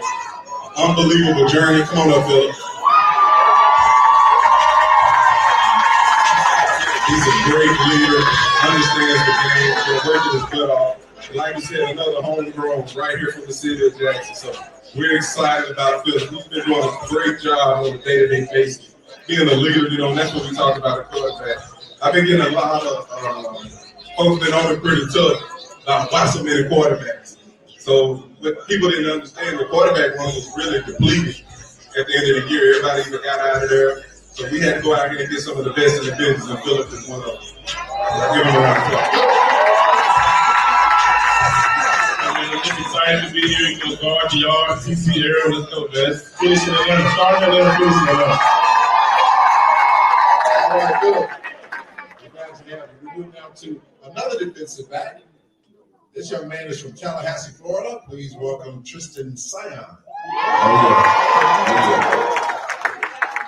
Tristan is going to be a phenomenal football player as well. He was another kid that we recruited that was a 4-star, but some kind of way when he committed to Jackson State, he ended up 3-star. He can come in and play right now. He got the length and the size to do it. He's another kid.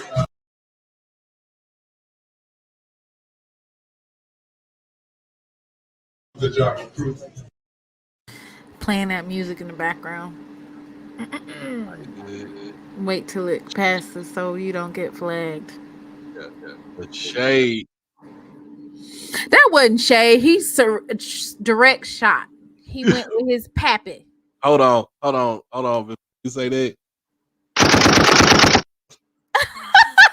keep their corners. But what a highly rated kid that we're excited.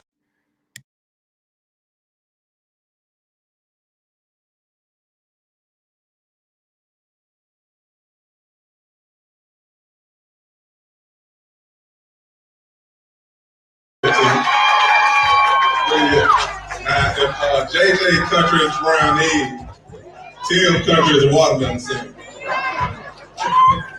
But you talked about Paxton Wallop in the secondary. He came over to us from Troy, but this dude understands contact.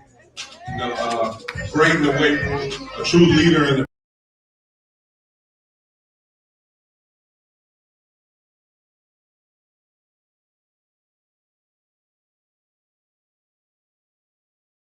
That he brings on the back end.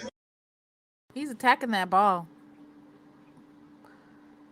Oh yeah, He remind me kind of smaller Aubrey Miller, the way he flattened them. I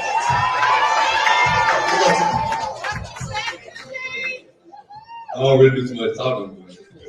Tiger Nation, that's right, man. I know Russell Wilson would be like, it's cool when they do it, but it's a problem when I do it. Another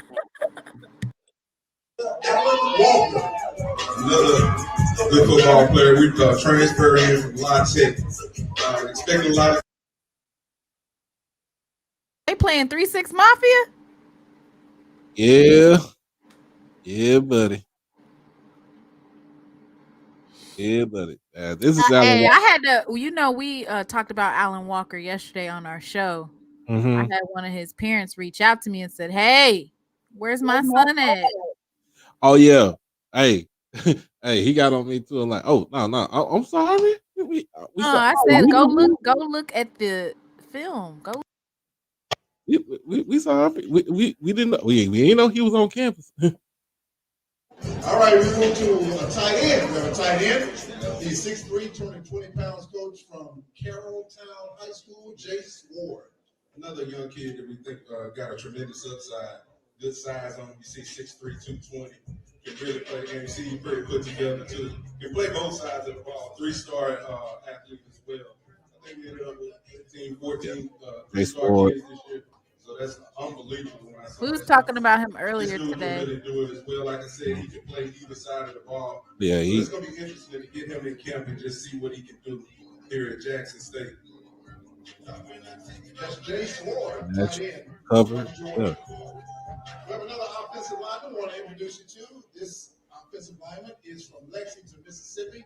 Played at home Central High School. Aquarius White. 6'4", 333 pounds. Aquarius White. He's been on board. He'll be enrolled in this summer too as well. He's finishing up another young kid. Oh yeah, there you go. There you go.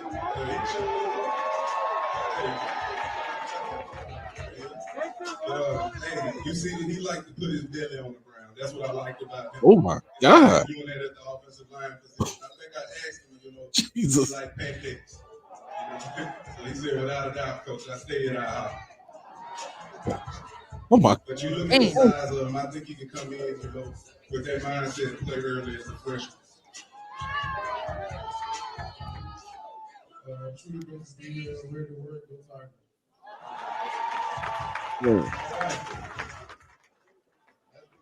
See, that's another thing we'll miss about the offensive line. Vicious. From Natchez, Mississippi, Mike Williams. Mike Williams will actually be Vicious.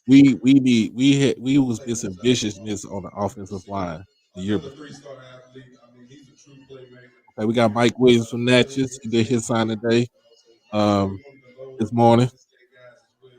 Let him come in here and display their talent. What I remember when I played, Yeah, Baby King gonna get us flagged. But he's a big receiver too. What? He's about 6'2", 6'3"? Yep, that's a 3-star. We like TC shoes. They be 4-star, but shoot, they come into the program, they turn them into 3 stars. The hell?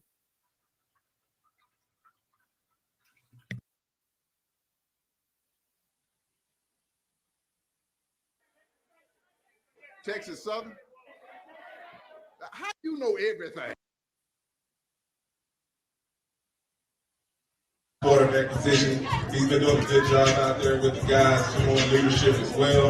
Working his butt off actually in the weight room too. Is that Jason Brown?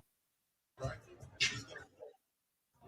Food drive here in Jackson. So we're excited about Jason. You know, older guy. He got 1 year to come in here and get it done. And he chose to be a Tiger here in Jackson State.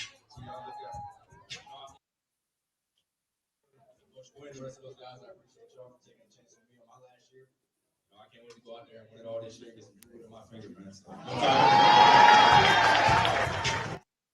Oh, it's gonna be a nice QB competition for the fall. Always gonna be a nice QB competition.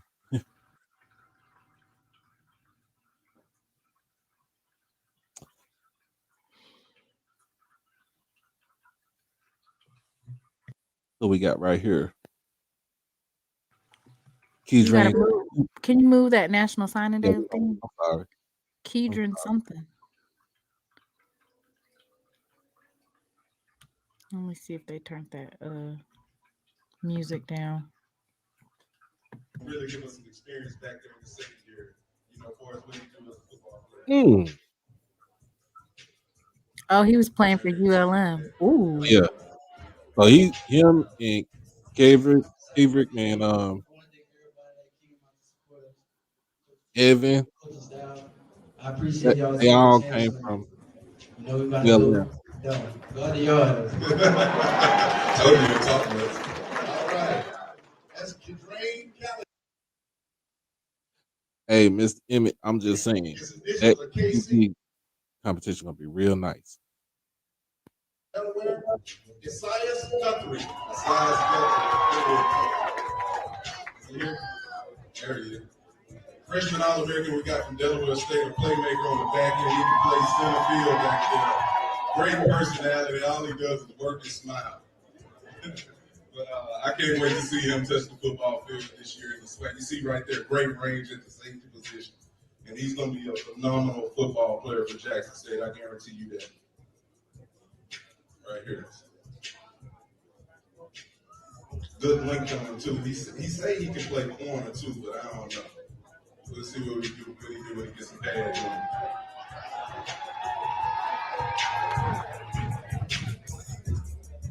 Hey man, I appreciate you guys for having me. Appreciate you guys welcoming me into y'all family, man. We're gonna do what we're supposed to do. All right, go to y'all. All right, Esaias, welcome to Jackson State. We have another offensive lineman, 280 pounds, transferred from the University of Minnesota, Cameron James.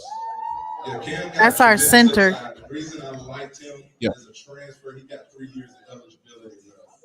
You know, so at 6'8", 280 pounds, we got him on campus right now. He'll more likely play if he's center. He'll play. They'll move him to tackle. Tremendous football player as well. Again, provides great depth on the football field. And we're able to get him into the spring, so we're excited about him at the tackle position. He's not playing center. He playing tackle. right. And that was my thing. I thought in that championship game, we kind of got pushed around in the trenches. You know, so I wanted to get bigger. It's hard to move 6'8", 280, 6'7", 350.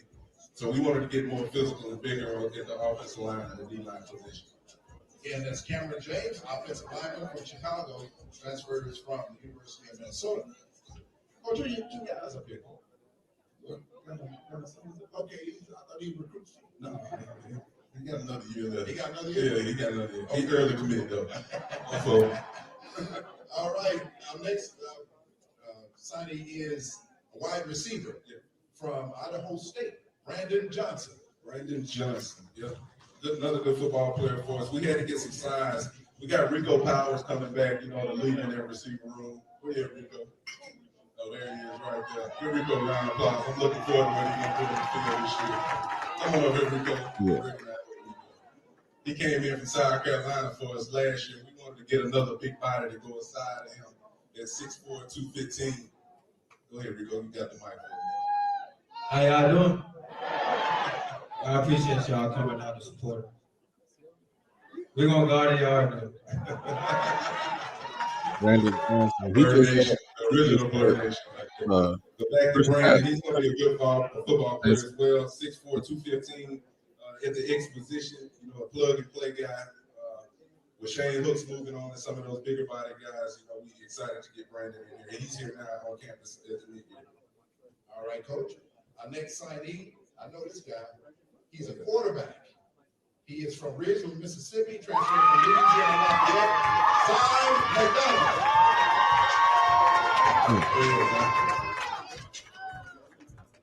Another tremendous talent at the quarterback position. I'm gonna tell you now, y'all need to come out and check out this quarterback competition this spring. It's gonna be electric. You know, it's gonna be electric. But Zion came in as a transfer as well. I watched him all through high school over at Ridgeland High. He really did a heck of a job. Unbelievable football player. Can break the pocket, can throw the football, make all the throws. He just don't talk. He don't say nothing. I just said, like I said once with that whistleblower, I need to communicate at the quarterback position. And he assures me he's gonna do that. He's been killing it in the weight room. He understands it. Another great leader at that position that we're fortunate to have. And then again, y'all give him a round of applause. He's from Ridgeland.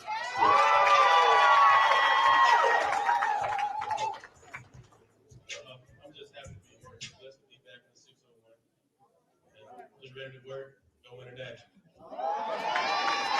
Welcome back, Zion. Coach, our next signee is from Santa Barbara City College in Davis, California. Offensive lineman, Josiah Roa. All right, Joe.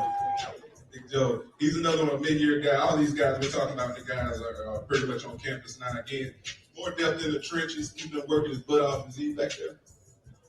He's back there? He's not here. Okay, cool.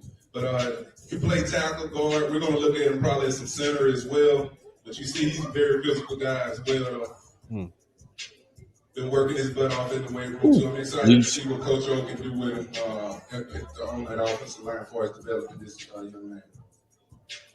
Very physical. He loves to put his belly on the ground too. That's big old Josiah, 6'3", 273 pounds. Next, we have a young man from Clemens, North Carolina, Avery Salerno. The most important position on the field is the long snapper. Right. He's going. We lost our long snapper to the transfer portal this year. All right, he comes in at the mid-year as well. He's in camp now. Been busting his tail as well. To really get it back there, you know, nothing's worse in a football game than you got a punt formation out there and a guy snaps a ball over the punter's head. You know, and he's been doing a good job working with our specialists. Coach Roots has been doing a good job working with those guys as well. Oh yeah, we can't. Yeah. They got bombs of the Baghdad up in here. But yeah, got us a long snapper.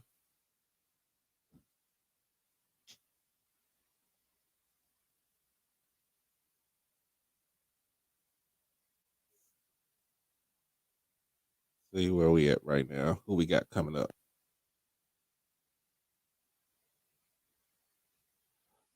I think Sam Johnson did leave. I haven't seen him.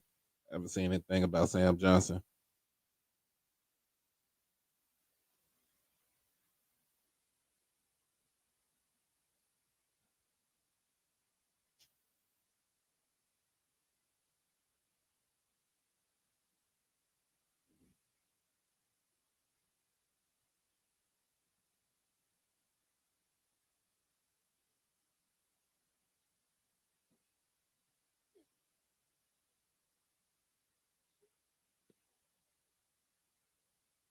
All right, who we got coming up next? Come on. Is he here? Here. But Phillip Webb is a 6'4", 265 pounds. Don't know if he can play inside or the edge, but I know he can play football. You know, a four-star kid coming out of high school, played at the Louisiana State at LSU, so we're excited about him. He came down and visited the place and said, you know, when we got done talking with him and his mom, they was like blown away. They said, you know, this is where we want to be. Had quite a few offers as well, but he's in camp as well, working his butt off too. We're excited about what he brings to the table. All right, those were our mid-year January signees. We're going to move now to our February signees. These guys signed today. Okay. Let's go to the defensive line from Madison Central High School, Braxton Barney. Braxton Barney, he is one of my favorite players. Wait, that's family right there.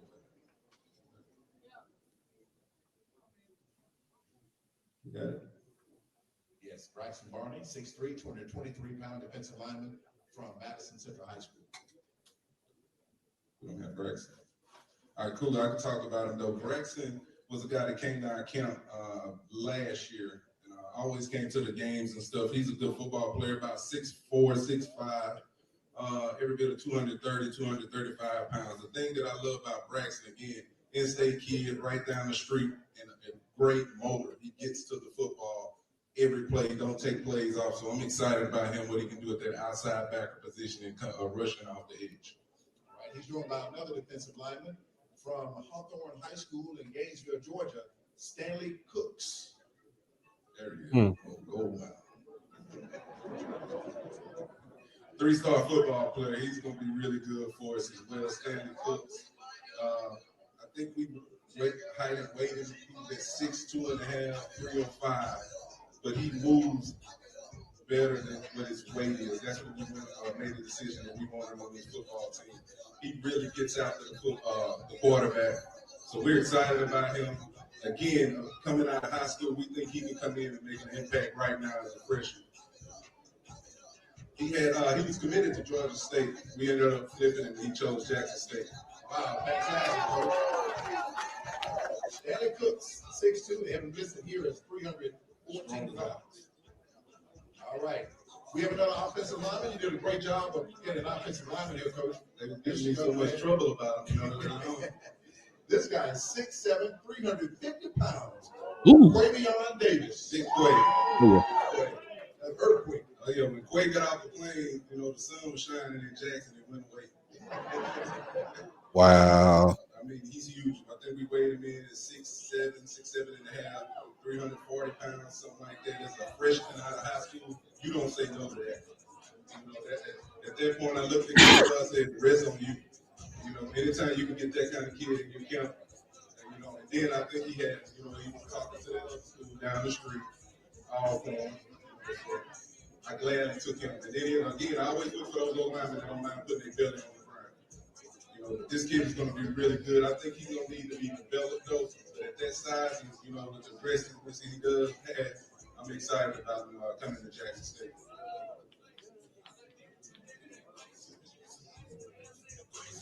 All right, next, we're going to talk about a linebacker, coach, from Snow College, Englersville, Utah. Oh, Lord. Kalawiti. Okay, what is his name?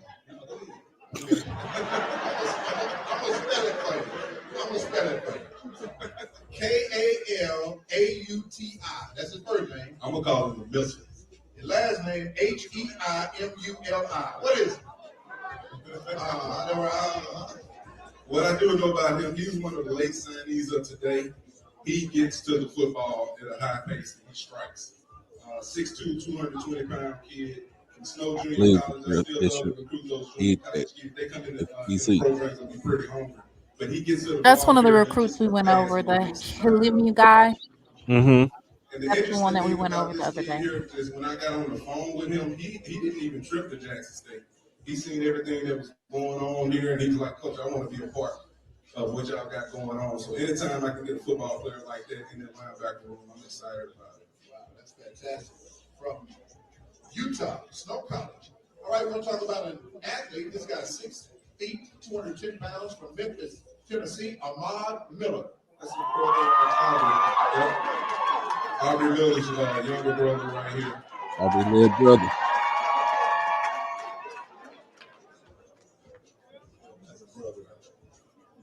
Plays running back, plays in safety. He can play both sides of the ball. Really good athlete. Comes from a great program. Played over at Whitehaven up there in Memphis. We've got in the past some great football players out of Memphis.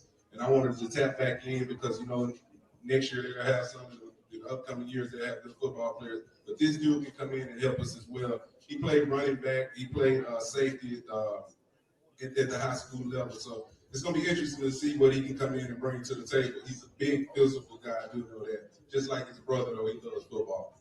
Wow, that is fantastic.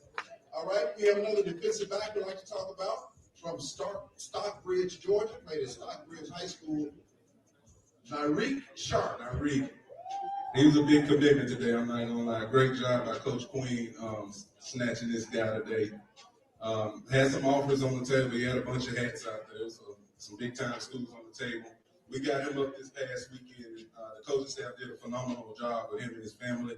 He's a longer corner, can come in again like Tristan, and can play right now. And anytime you can find those high school guys at corner position that can come in and play early, it's a great deal because you can kind of raise them in your program. They can accept the culture and they're good to go. And they usually hang around too. But I'm very excited about this guy choosing Jackson State today. Great job. Nyreek Sharp, 6 foot, 165 pounds, out of Stockbridge, Georgia. All right, we next have a wide receiver we'd like to talk about. He's from Madison Central High School. Isaiah Spencer.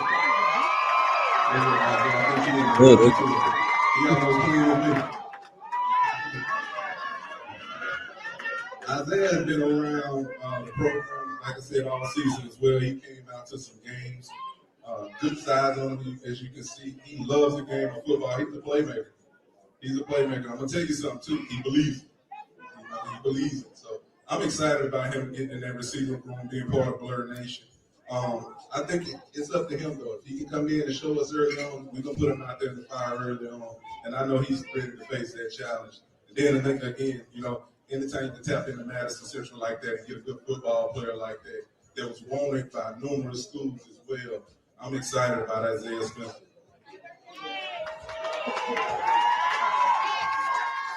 I'm just blessed to be a Tiger. God draw, baby. All right, Isaiah, welcome to Jackson State.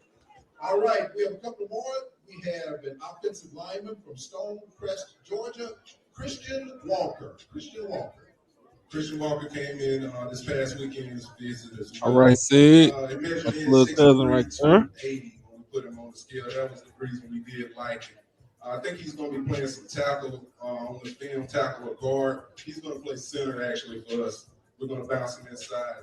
Doesn't have the great length like those other guys. That's why we're going to try to put him inside. And that's what we're going to be all about, trying to put our young men in the best position so they can be successful. But he wanted to be a part. We want him to be here. Talk to his mom, talk to his dad, and they was all excited about Jackson State and the movement and everything that was going on. 6'3", 281 pounds. Again, from Stonecrest, Georgia, Christian Walker. All right, our last signee today and for this period is an offensive lineman from Willow Grove, Pennsylvania, played at Lackawanna College, DeAndre Towns Blue. Oh, yeah. This guy can come in and start right now. He's going to have an opportunity to come in and play right away for us. I think we got him in this weekend as well. Coach O did a phenomenal job getting this guy locked up. He measured in about 6'5", 330 pounds. Junior college All-American. He was wanted by a few schools as well. It was a good fight they put up, but they just couldn't deal with what we put on the table for him. Again, this guy could come in and play either tackle positions. You'll probably see him on the football field this year for us here at Jackson State. I'm very excited about it. The thing I like about him, he's real nasty on the field, but he's a humble dude in person. Well-spoken young man, so I'm excited about Blue. All right, Coach, I want to go back to Esias Guthrie. We have his video. Okay, perfect. No, we did the size.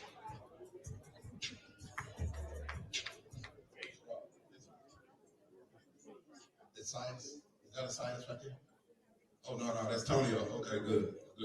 This young man right here he can fly. He's another one that came in and committed to us this weekend. We stole. You did a heck of a job with him. He was scheduled to go to Middle Tennessee, but came in here, loved to visit this weekend, and we flipped him to come to Jackson State. From Louisiana, but he played at Pearl River Community College this past season. He is electric when he touches the football. You better get hands on him quick because he can fly. Wow. I can't wait to line him and 7 up and see a foot race. But he can really go. Coach? Oh, that's Braxton right there. That's Braxton right there. Okay. Like, so just a peek at I think practice that's this just morning right here. We pretty did much this what we're video gonna a do. minute ago. We got the from We can Madison, go ahead Central and check Madison out Central all the basketball. time beats That's right. and the Him schedule. We'll coming get the off the schedule edge out right here. first. What'd you say? We're gonna do the schedule, break down the schedule, Oh, okay. so people can actually go. So you want to stop that feed right there. If people still want to see the feed, you can still see the feed. Like she already put it in the link, but we're gonna talk about this schedule. Um, I want to get on this schedule, and the reason why I want to get on the schedule because a lot of people have been asking about um the games, like the first 3 or 4 games that we're gonna play. So um after the schedule was put out and it was already, the Clarion Ledger, the Clarion Liar, that's what everybody's saying. um Jay basically got the schedule also. So again, first game is August the 26th. That is the MEAC SWAC Challenge against South Carolina State. About to go down to Atlanta, get our link back. All right. Um, of course, September the 3rd is the Orange Blossom Classic against FAMU. And then the third game of the season is against Southern down there in Baton Rouge, September the 9th. And then the fourth game will be against Texas State. That's September the 16th. So the first 4 games are going to be the most crucial games that start off with, especially the Orange Blossom Classic, because of the simple fact that is the first conference game that we'll play. Um, and I think this is what our last year playing in the OBC. So hopefully we'll go back to home and home with FAMU and when it comes back down to it. But if we beat, of course we beat FAMU, we already sit up, you sit ahead of a lot of teams in the division on the eastern side. So that's something that that's something that the team needs to get going. That game, hey Spence, that game ain't in Birmingham. That game is in Baton Rouge. Um, you're going to Baton Rouge, y'all. So the September the 9th, it's going to be in Baton Rouge, and then September the 16th, we're going to be in San Marcos, Texas. We need to pack out that stadium. Um, I have to look at Texas State's recruiting bio of what they did today and what they did over the several weeks prior to when they got their new head coach.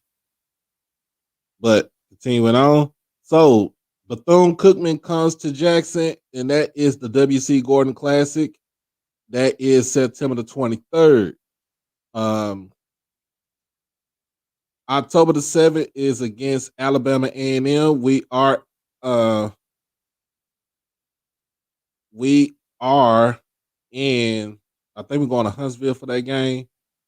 And then, like I said, Alabama State, October the 14th, that is homecoming against Bama State. So uh I would say this. Coach Robinson was correct. He wanted to play them for homecoming. And he wants to He play them gonna for get his homecoming. wish. He's gonna get his wish. He gonna learn not to bite the hand that feed him. Um October the 21st, we go to Valley. October the 28th is Pine Bluff, so we'll be at Pine And we Bluff. can't sleep. We can't sleep on Valley. They've been getting some good recruits. They had a phenomenal recruiting day. They Uh, said Ashley still getting more money. How much more money did he get?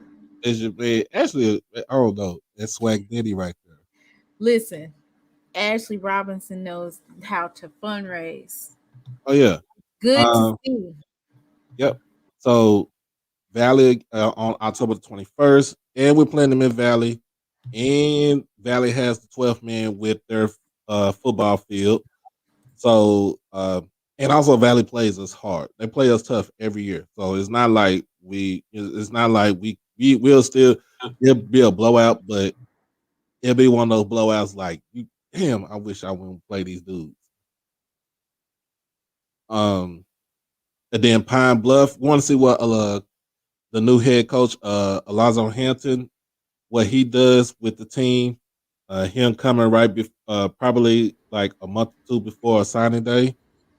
And okay, and then we got a home game against Texas Southern. So we'll get to see Andrew Body for the third year in a row. And after that is November the 4th. We have an open day, and then we have Alcorn, November the 18th. That is in the capital city to end the regular season. SWAC championship game will be played on December the 2nd, and the Celebration Bowl is December the 16th. So that is the rundown of the schedule. So I need, if everybody's getting their monies pulled together for a certain amount of certain games they want to go to, want to know when homecoming is coming up, who we playing for homecoming. There you go. I would say this, and I'm gonna say this. I'm gonna add a little cheer.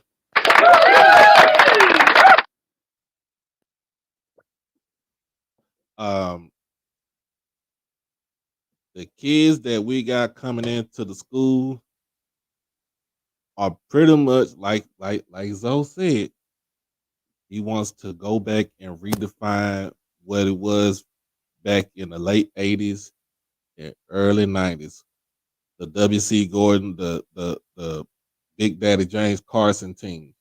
Those are the teams that he's trying to emulate and trying to make the team take the team the way it looks to what it looks like now. Um, looking at the schedule, um, that first the first 4 games is going to be brutal because there is 4 games on the road straight, 4 straight road games.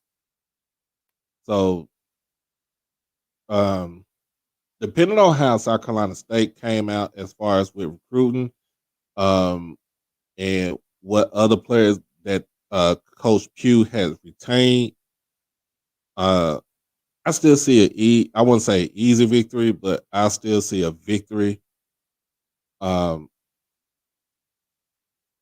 on a plateau against South Carolina State. FAMU is a different story because I'm gonna tell you just like this. I don't care what anybody say. FAMU has retooled immensely. The main thing, the difference between FAMU and Jackson State is the fact that FAMU has a quarterback that's still there, so they have continuity with Jeremy Musa being the quarterback. Excuse me, but having FAMU there. But my thing about the FAMU game is what kind of confidence is FAMU going to have when they play the game? If you get what I'm saying, like what because last year you got your head beat in by 56. The year before that you lost by 1. So combined 57 point in the last 2 games you got beat by. They're gonna Mr. Ford. I was I was wondering when Mr. Ford was gonna come in.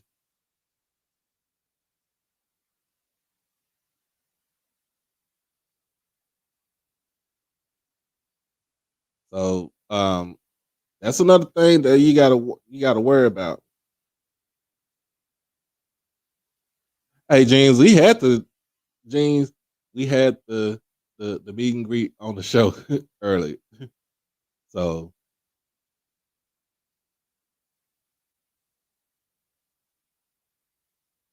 Oh yeah, Coach Simmons. We had the talent. It's all gonna come down to the culture. Um, third game of the season against Southern. That's like I said, down in Baton Rouge. It is always those Southern is that no matter if it's a non-conference or a conference game, the game is always going to be a battle.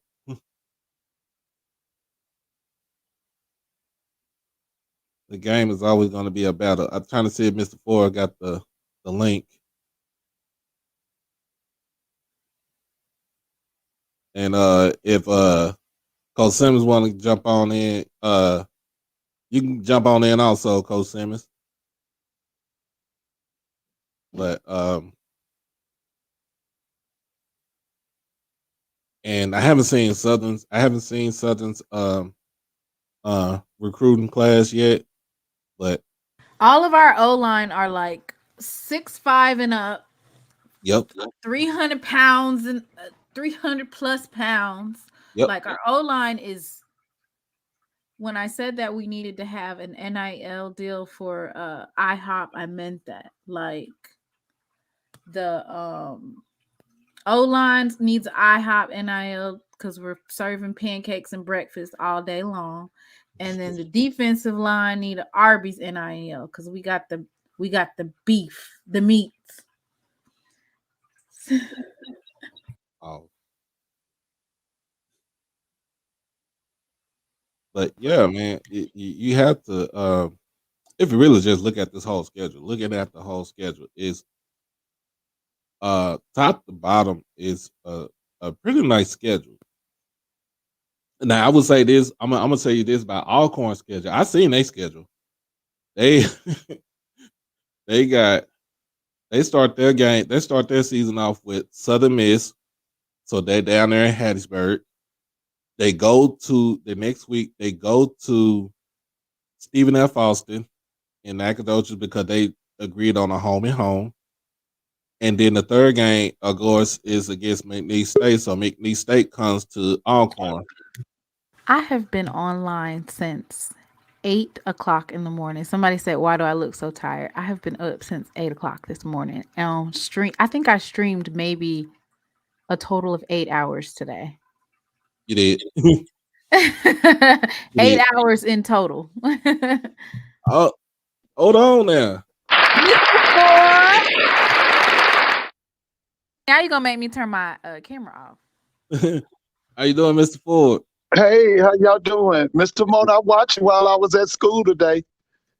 Oh, thank you for tuning in, Mr. Yeah, Ford. I watched you while I was on my lunch break. I watched you. Thank you, Mr. Ford, for tuning in. Yeah. So we got the schedule came out Yeah, today. I've been listening. I've been on about an hour. Been listening to y'all. The schedule is awesome. That recruiting class is awesome. And I did listen to Florida A&M today. Their whole press conference was about Jackson State. They spoke before the it was called the 220 Club, I think. It's okay. They Where's what he Mr. did. Campbell at? Yeah, he allowed all of his people to come up. They had a mic and they could come up and ask questions. And everything was, what you gonna do about Jackson State? That was the number one question. What you gonna do about Jackson State? The number two question was, who is the backup quarterback for Florida A&M? And one of the things Coach Simmons said, he said that what they decided to do with the recruiting was they really didn't want to go with the high school kids. They wanted to bring in kids who could play in that first game as veterans, not new kids. Because the main thing is they got to beat Jackson.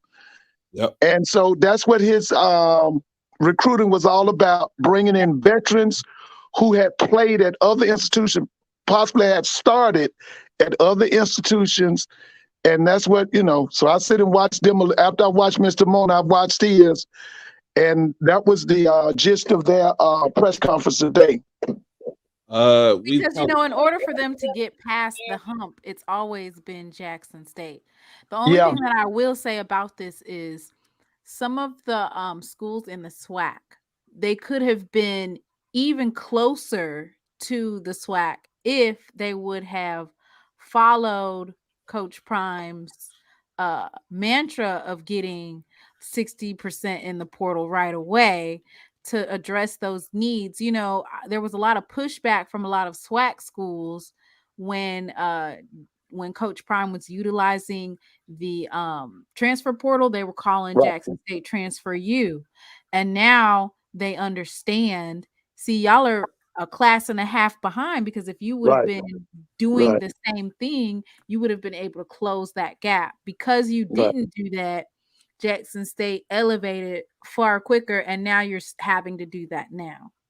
Now, Yeah. I thought that Southern did follow the pattern. The only thing with Southern was Coach Dooley's problem with that quarterback situation, because he went out and got a lot of transfers, and I thought they were loaded.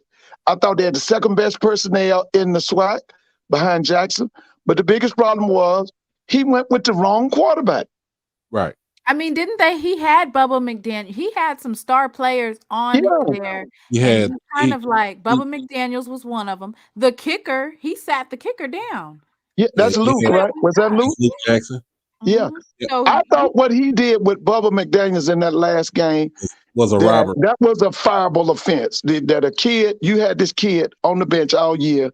He comes off against a star-studded defense and almost produces 400 yards of total offense. And you done had this boy on the bench all year behind a kid that can't even play. Because see, to me, that kid they had, you know, what his name, McCray or what was it? But Sean McCray. I saw a wide receiver. I saw a wide receiver and possibly a running back. That's what I saw in him. I definitely didn't see a quarterback. See, my whole thing is when it came down to it, you had Bubba McDaniel that was your backup. If you Yeah. named McCray as your starter, Bubba was your backup. Harold Blood was Right. was still on the team, so you had him, and I Yeah. think there was another guy that was on the team.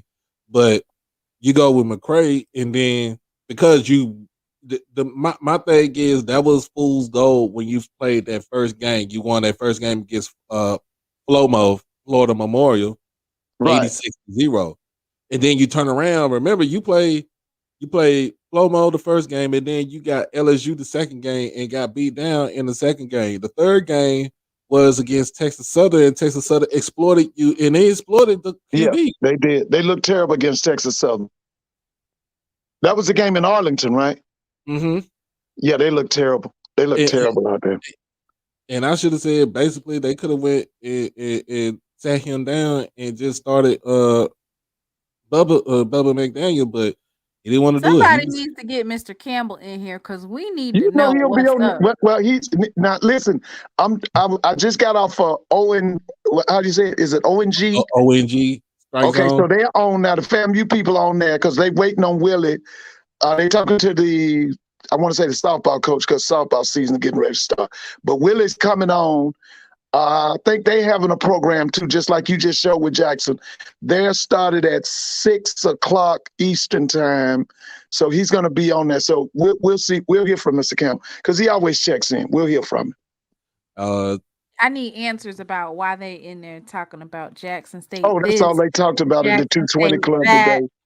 Jackson State this, because it's that. to Dib, it's the first game of the season. Yes, it's always we gotta beat this team because once I've told you because that's our first conference division game. You beat us. Let's just say they come in and beat us, right? Now you sit at top in the division. I'm just saying. This is just logical thinking. This is logical, but they sit at the top in the division.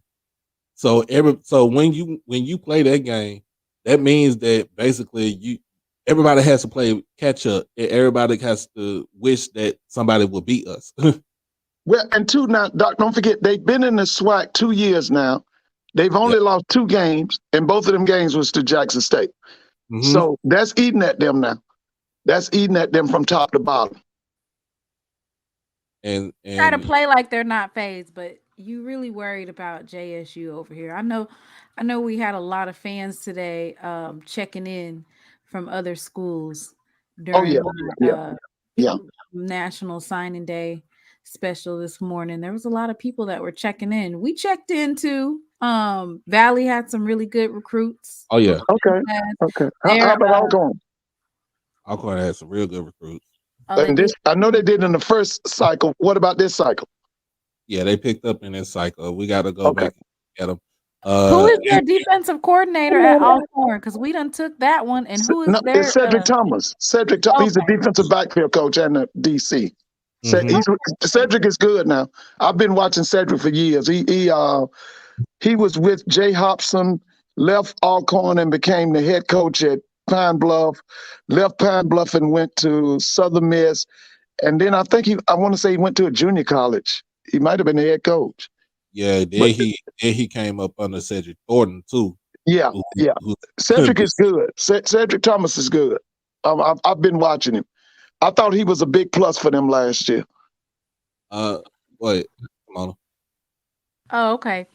Somebody in the chat pointed out that Quay Davis committed to Texas Southern. I heard that today too. Yeah. But he is closer to home, and apparently he does have some kids, so that might have weighed heavily on him and factored it into why he chose to go to Texas Southern.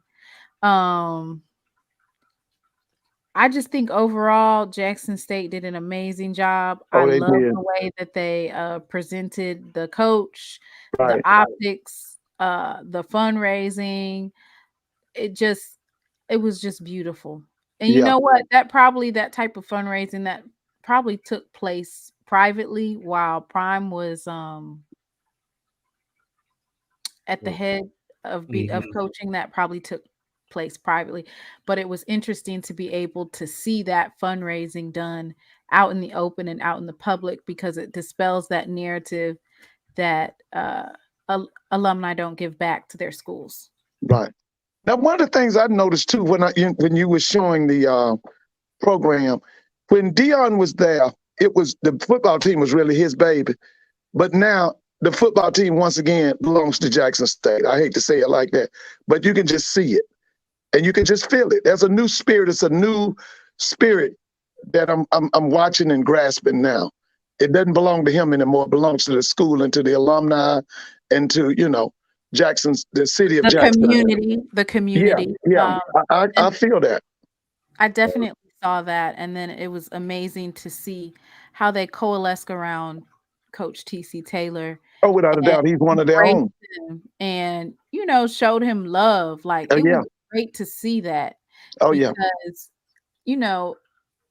let the outsiders tell it, Jackson State was just going to fall off the face of the map. Yes, No, listen, there was one guy on here did it every night. He said that Jackson wasn't going to win 5 games. I heard him every night. I didn't call in, but I heard it every night.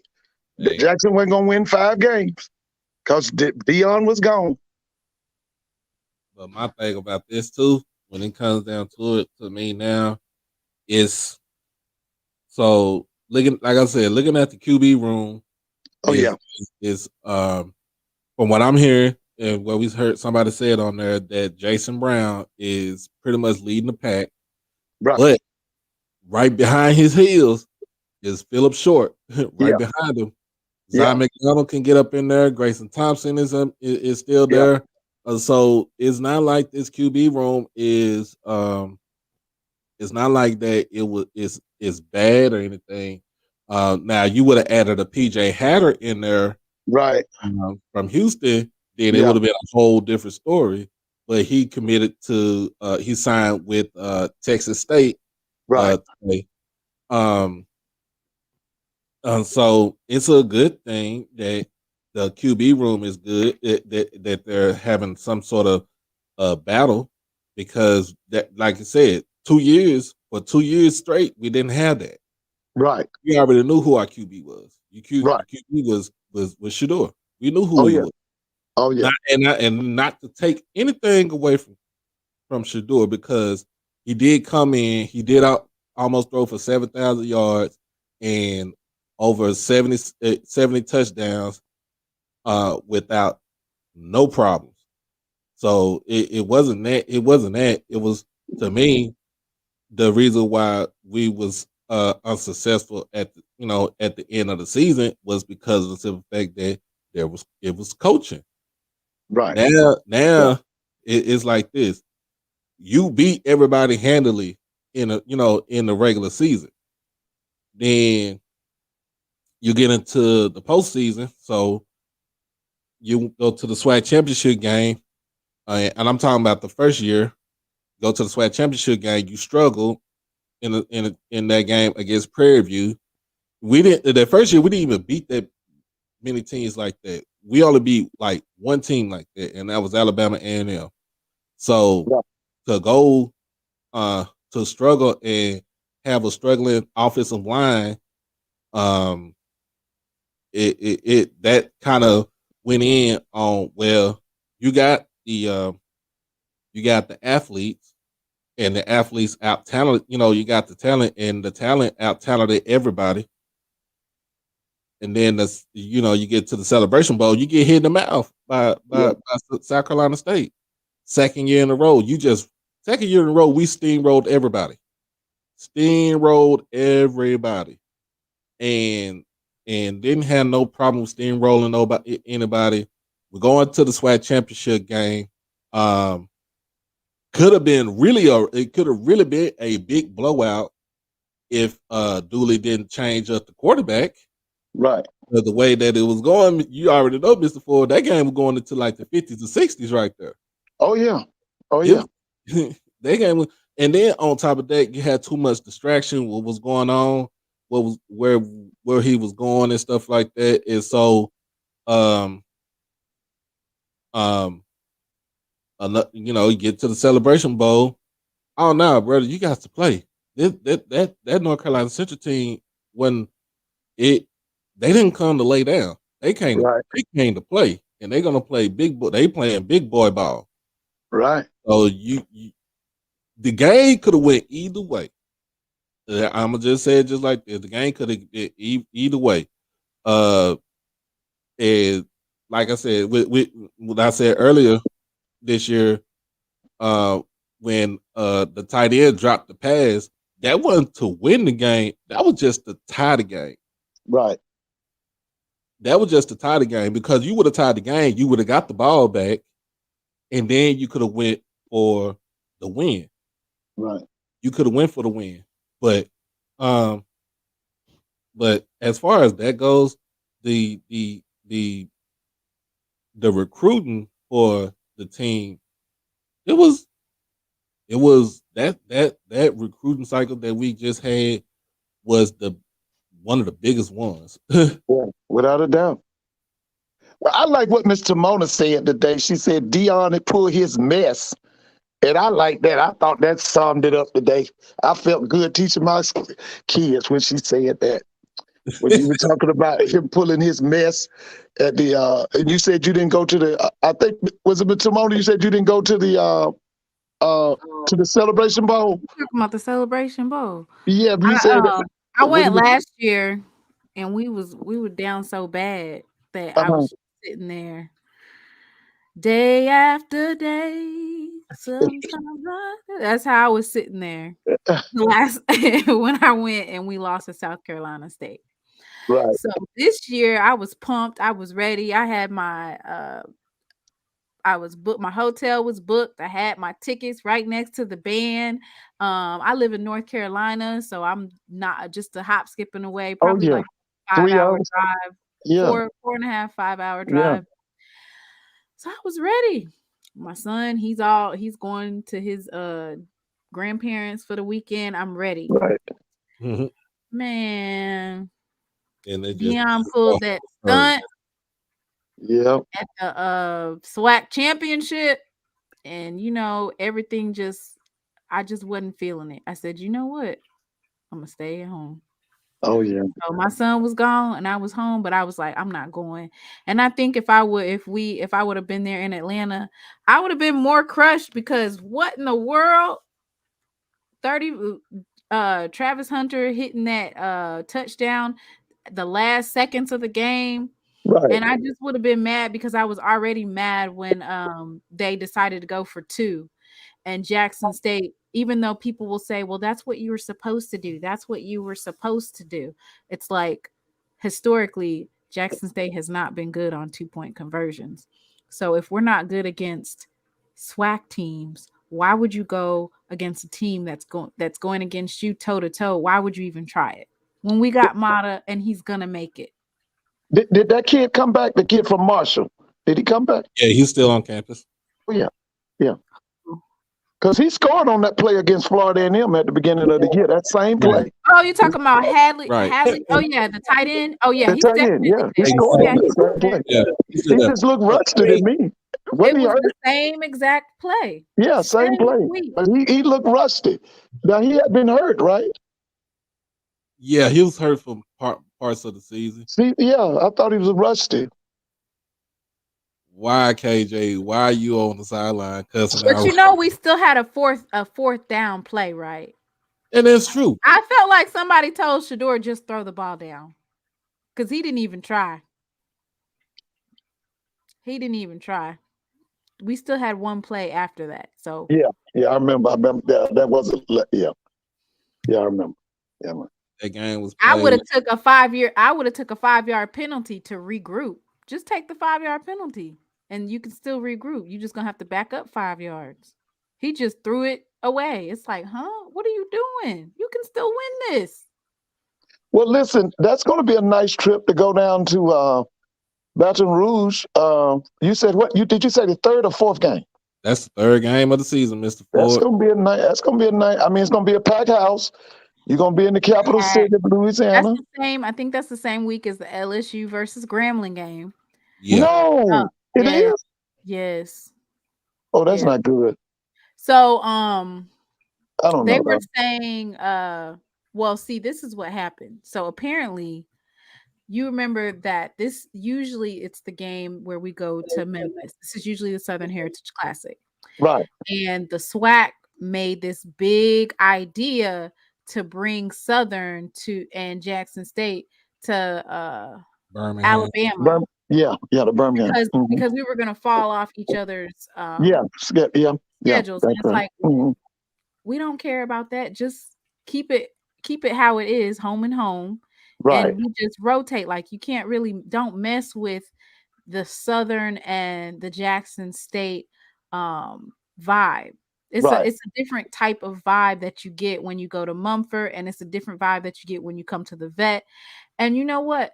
Southern, they need that Mumford game so they can get their ass whooped right back at home in their own stadium. We done already beat you, and we're gonna beat you again. That should be a big one. Yeah, that stadium holds about what, 33? What's that capacity? About 26,000. Remember, they dropped the capacity down because they did some stuff to, I think they did some stuff to it. Adrian Crook, he can tell you about Southern here at SU. It says 28,500. That's yes, they had that stadium used to fit like 30.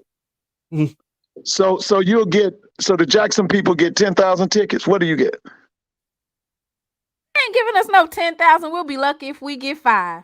You know, Southern don't play that. And we'll stick get it how you gotta go in there dressed in light blue and yellow and go buy up the tickets because they're not gonna give us no 10,000. They ain't gonna give you 10. You're right. Usually it is 5,000. That's usually. Sometimes if you request another batch, you might get maybe another 2,000 to 3,000. Because FAM is kind of like that too. Now FAM will give you maybe 5, but their people in there deep, and Southern's people in there deep too. Yep. Mr. Moore said find him after Jackson State beats him. So after Jackson State beats him, I'll find Mr. Moore. And then we got Texas State on September the 16th. And you said the date for Southern and Jackson is what now? It was the 9th? September the 9th, yes. And that's the same day as LSU and Grambling? Yep. That's the homegoing. You know, Jackson State we handing out homegoing services at all these locations. I can tell you one thing, that city of Baton Rouge is gonna make a lot of money. That's about 160,000 fans and college football fans in one day, right? Yep. Because LSU is 100,000, right? What's LSU? About 102,000. 102,000. Then you add 30. You had 30,000. So we're talking about 132,000 college fans. Mm-hmm. That's a lot of money, man. That's a lot of money gonna be made in that town. And guess what Grambling gonna do? They're gonna take probably about $20,000 to get the buses so they can go to Baton Rouge. They're gonna keep the rest of the money for themselves. Yeah. Same thing that Southern did. Same I thing. just So hope we don't get nobody hurt, man. yeah, that's another I thing. will. As always, like I said, we got Bethune-Cookman is coming for the WC Gordon Classic on the 23rd. So right. In which they had a decent signing day class today. So I'll commend. Oh, they did? Yes, they did. I didn't. I read Let's go. interview. I'm gonna pull it up for you guys Yeah, real quick. you know so I want. And listen, they found Terry Sims, and they interviewed him. I think was it yesterday or today, and why you say found Mr. Ford like he was hiding? nobody could find him for a I'm like, while. who got Everybody him? was looking for him. They wanted to hear what he had to say, but I mean, it was a good interview. It was a good interview. He said he was saddened by the turmoil at Bethune-Cookman, and he talked about there were some things going on. He didn't try to make a fuss of it, but he was behind the scenes saying, we got to clean this up, got to clean that up. But it fell on deaf ears. But he also did highlight that they was exaggerating about some stuff. Yeah, he did. Yeah. And based off my original analysis, I thought that there was some okay.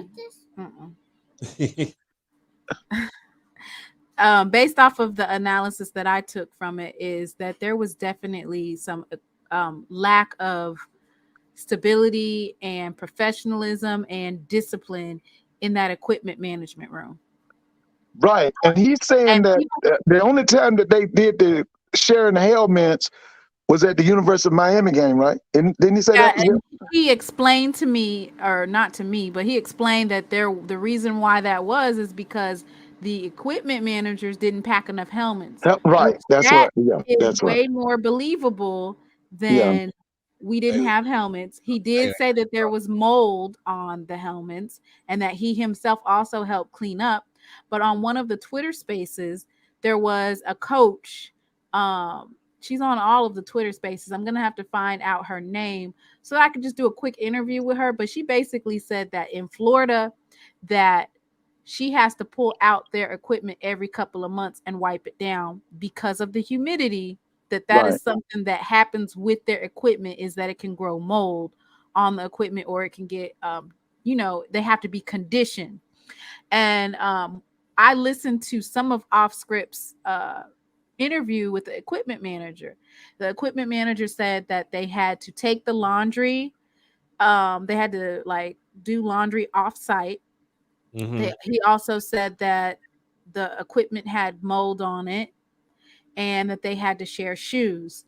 Now, what the players were saying is the practice clothing wasn't clean. We were having to put on things that weren't clean. So what does that mean? That means that somewhere along the line, regardless if you're the equipment manager or not, you had some lacking in your particular position on what you were supposed to be doing. But here's my question. I can remember a time when Bethune-Cookman was spending $15 million on athletics. Why did we fall to this? What? They had to cut it. They had two deficits in a row. One was 10 million and one was 18 million. They had, when they say Bethune-Cookman lost 28 million, they didn't lose 28 million. They were spending too much money. Their expenditures were outweighing the revenue that they were bringing in. So then they had to pull from their endowment and from other sources the money that you're supposed to have stashed and saved. That's what they had to pull in order to level out that deficit. So then the accreditation that they went through, SACS accreditation, you have to focus on learning. That's the number one thing, because above all, it's an academic institution, and they have to go underneath a financial audit. And in this financial audit, they want to see progress, meaning you're maintaining and meeting those levels. So basically, they had to cut some stuff, and you know that athletics is going to be the first to go. Right. Mhm. Now, Doc, look up right there quickly. How much is the endowment of Bethune-Cookman? I was thinking about 138 million, right? What do you see? Bethune-Cookman. Yeah, just look up their endowment numbers. I'm thinking because they should be around what? Now, I know Morehouse is about 275.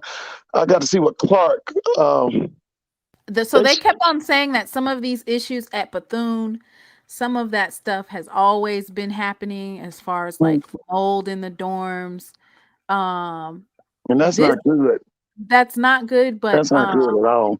after doing some research, I found out that mold in college dorms and actually colleges, period, it's a reoccurring thing that happens at all um, colleges. And the reason Right. for that is it's older buildings, the ventilation systems, Yeah. and the deferred Right. maintenance. And this isn't exclusive to HBCUs. There's Oh, yeah. over Oh, yeah. 125 colleges, and I'm not making an excuse because no student should have to live in those type of conditions, but I am Right. putting context to it.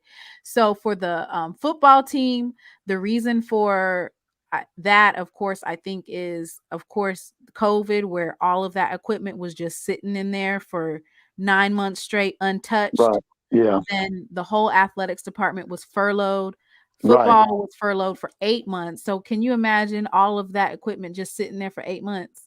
Right. And then Oh, it's yeah. humid, and then it's rainy, there might be a Oh, leak. yeah.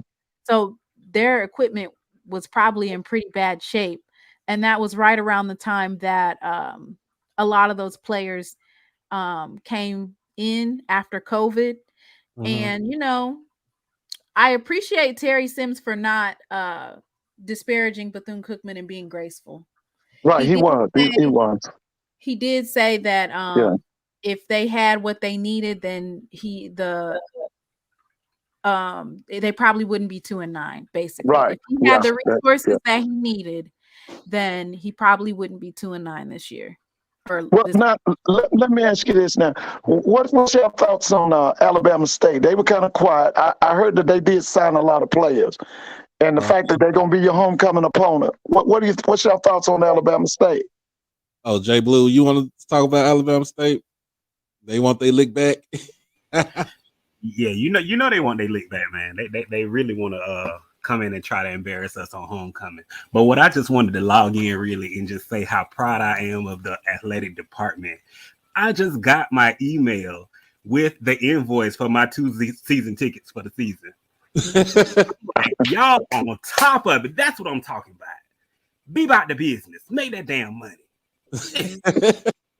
I'm gonna say this: they ain't changed the price on the season tickets, so they need to change that price and come on up on that on that price, man.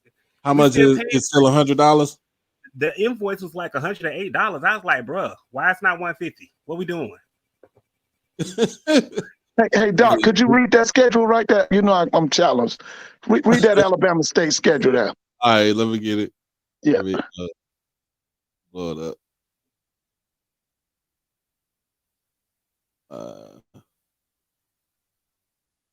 You read it? It's kind of small. That's what I'm saying. You know I can't read it. You know I can't see it at all. I see Alabama State football. Who's the first game? It's a spring game first, and then Southern. Okay. Southern University. Southern is the first game? Labor Day Classic. Oh, that's going to be big. That's in what? Now that's in Montgomery? Yep. That might be a sellout. I can't read that one, Doc. I see September 2nd. I can't see the other part of it there. Let me see. I'm trying to put it on my phone that way I can see it. Okay. Man, that's going to be a sellout. If Southern and Alabama State Labor Day weekend, that's a sellout in Montgomery. They're getting ready to make a lot of money too. Second game is Niles College. That's September the 9th. Okay. That's also in Montgomery. And then September the 16th. That's a bye week for them. Right. 23rd is September 23rd is against FAMU. That's in Tallahassee? Tallahassee. That's gonna be a big game. That's gonna be a big game. September the 30th, they play Alcorn in Montgomery. Okay. October the 7th is Bethune-Cookman, and that is their homecoming. I'm just wondering, will Alcorn bring a big crowd to Montgomery? What kind of crowd we talking? I wouldn't know if they bring a big crowd, but they'll probably bring some to Montgomery. Yeah, It's gonna but be I'm thinking that southern Alabama State, that could be 25 to 30,000. It got to be. You got to have it up in there. Yeah, that's gonna be a big crowd. That's gonna be a big one. They have 6 home games. Yeah, they got 6 home games. That's Alabama State. Mm-hmm. Oh, that's nice. So October the 14th, they'll be in Jackson for that's our homecoming. Right. Then they got another bye week. They got 2 bye weeks. October the 28th against the Magic City Classic. Oh, that's yeah. Oh yeah. November the 4th they playing Grambling at the Port City Classic in Mobile. That's at Lad People State, because they were complaining about Lad People last year. Yeah, I think for me they need to play that. You're gonna South Alabama over in South Alabama. Yeah, because there was a lot of complaints about Lad People. And then you got November the 11th against Valley in Itabena. Okay. And then November the 18th is Prairie View in Prairie View. Okay. And then the 23rd, Tuskegee, the Turkey Day. That's a sellout. That's a sellout. That's the oldest black college classic in America. That's the oldest one. So yeah, you're looking at it like, and if I'm going by this schedule, the way I'm looking at it, they could probably get 7 games out of. They could probably win 7 games off the schedule right here. Ooh, 7 games. 7. 7. 7. It all depends. First, the reason why. Let me say this: the reason why I say 7, they can win 7 games off this schedule, is because of the simple fact that how this offense, or what type of offense they're gonna run. Is Demetrius Davis going to be better than what he was last season? I think he will naturally. And then what type of in-game adjustments will Coach Robinson make? You mean as offense coordinator? You mean as OC? OC, yeah. None. He ain't gonna make none. So that FAMU game they played, that's gonna be a loss. Yeah. And then you think they beat Southern? They beat Southern. You think so? If they beat, I think if Southern Dooley don't have, if Dooley don't have a letdown like he did last season, then I see Southern. Them folks, they don't want to say it, but they've been wanting Dooley out the door since he got there. But you know what? All Southern need is a quarter. Now, one thing about Dooley, if he gets a Division I quarterback, he turns him out. Every time he gets a big time quarterback, I give it to him on that. I give it to him on that though too. So who's going to be the quarterback at Southern? Is it going to be this? Is it Noah Biden? Sam? Who is it down at Southern? They got some kid from UAB. Yeah. But I'm still saying that could listen. Southern gonna bring the crowd. Now that's you said that you said September 2nd. September 2nd. Yeah. Man, that could be 20, 25,000. That could be a big crowd. That's a definite sellout. I mean, it's that's what I'm thinking too, because the Southern travel and travel deep. Mm-hmm. So now that's a big game. That's a big game. I see what somebody was saying. Look at after the bye week, in which I think the second bye week. Okay, what's the date? The 20th, October the 28th. They play the Magic City Classic, and then they got Grambling. That's gonna be big. Then they got Grambling, and then Can we get our bye week? When is our bye week? Our bye week is week in November. No. When is it? We got South Carolina versus South Carolina. Oh yeah, our bye week is November, is after the Texas Southern game. Hey, now Doc, you think they beat Alcorn? Who? Bama State. If that kid, the QB that they got from Missouri, he can play. I've seen him. If G say he's as advertised, they ain't beat. I think he is. I watched some film on him. That kid can go, man. They That kid ain't can beat. go. I know everybody put. I think everybody put their schedule out this week. Oh, they did? Yeah, a lot of schools put out their schedule this today. This is a good schedule right here. You said you think they can win 7 games? They could probably win 7 games. I don't But see you know them. what? With the talent That's he a got, little he's supposed bit to win too more much than that. dip on your chip. Huh? Well, they went 6-5 last year, didn't they? Well, they went And it was lost some to games. Pine Bluff. They lost to Pine Bluff. That's what I was mad about. They lost to Pine Bluff. They should have beat FAMU. That's Yeah, the they two should. games. That's right. They had 0. Wait a minute. What was it? They had, was it minus 24 yards or 24 yards against FAM? It was average carry of 0.4. It was terrible. It was awful. They couldn't move the ball. Yeah, to me it was offensive coordination. Yep. But if they didn't block that field goal, I think it was the field goal that they blocked. Yeah, they didn't block that field goal. Yeah. Bama State would have won that game. Plus, it was windy out there too. Yeah, I remember it was windy. Yeah. It was That windy was a out big crowd at that game too. That was over 20,000. Listen, by the way, what are they saying about their recruiting class? Was it a big time recruiting class for Bama State? Does anybody say anything lately? I haven't heard anything about what they said. I hadn't either. I hadn't heard nothing. I do got Alcorn their football schedule. Yeah, let's read that one. What does it look like? So that's last. This season they have. For this season, the first game that they play is against Southern Miss. Ooh, that's in Hattiesburg. In Hattiesburg. Well, we'll see what they're about. Second game on the list is Stephen F. Austin. So they be in Nacogdoches. Yeah, that's a biggie. Third game of the season is third game of the season, McNeese State. So they kind of rotated what they did from last season to this season. They beat McNeese last year, right? Beat McNeese last year. They lost to SFA by a point last year. Because I thought you know what, at the beginning of the season, I thought they were looking really good. Their quarterbacks let them down last year. They had QB problems. They you know, Alcorn was they were kind of in it for a minute now. They did. Can we talk about Aubrey Miller? Oh my gosh.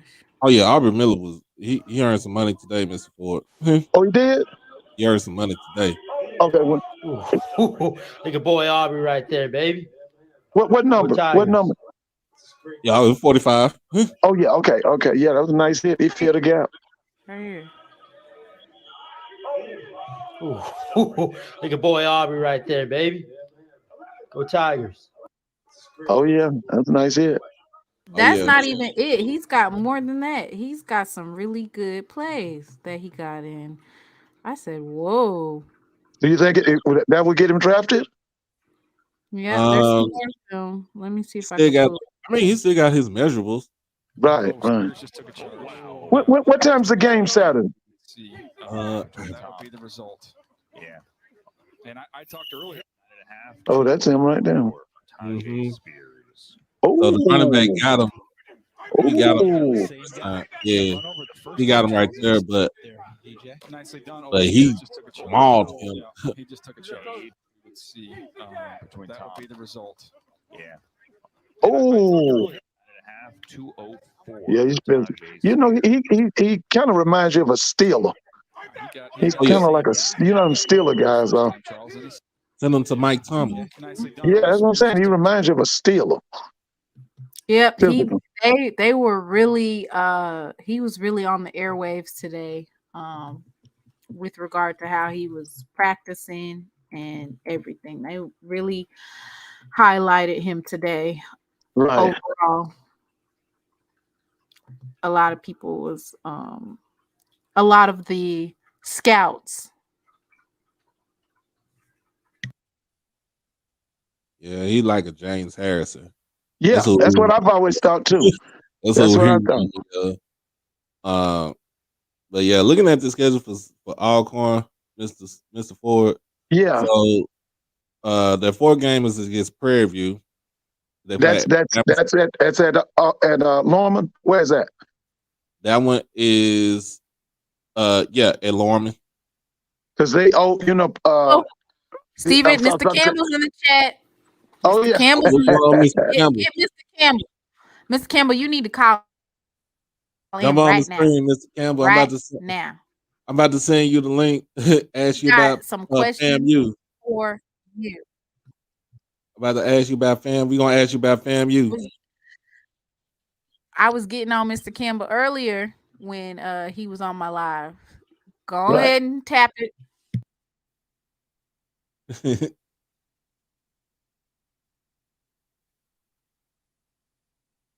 Yeah, just go ahead. But yeah, they got this schedule is a real nice schedule that they got, Mr. Ford, for Alcorn.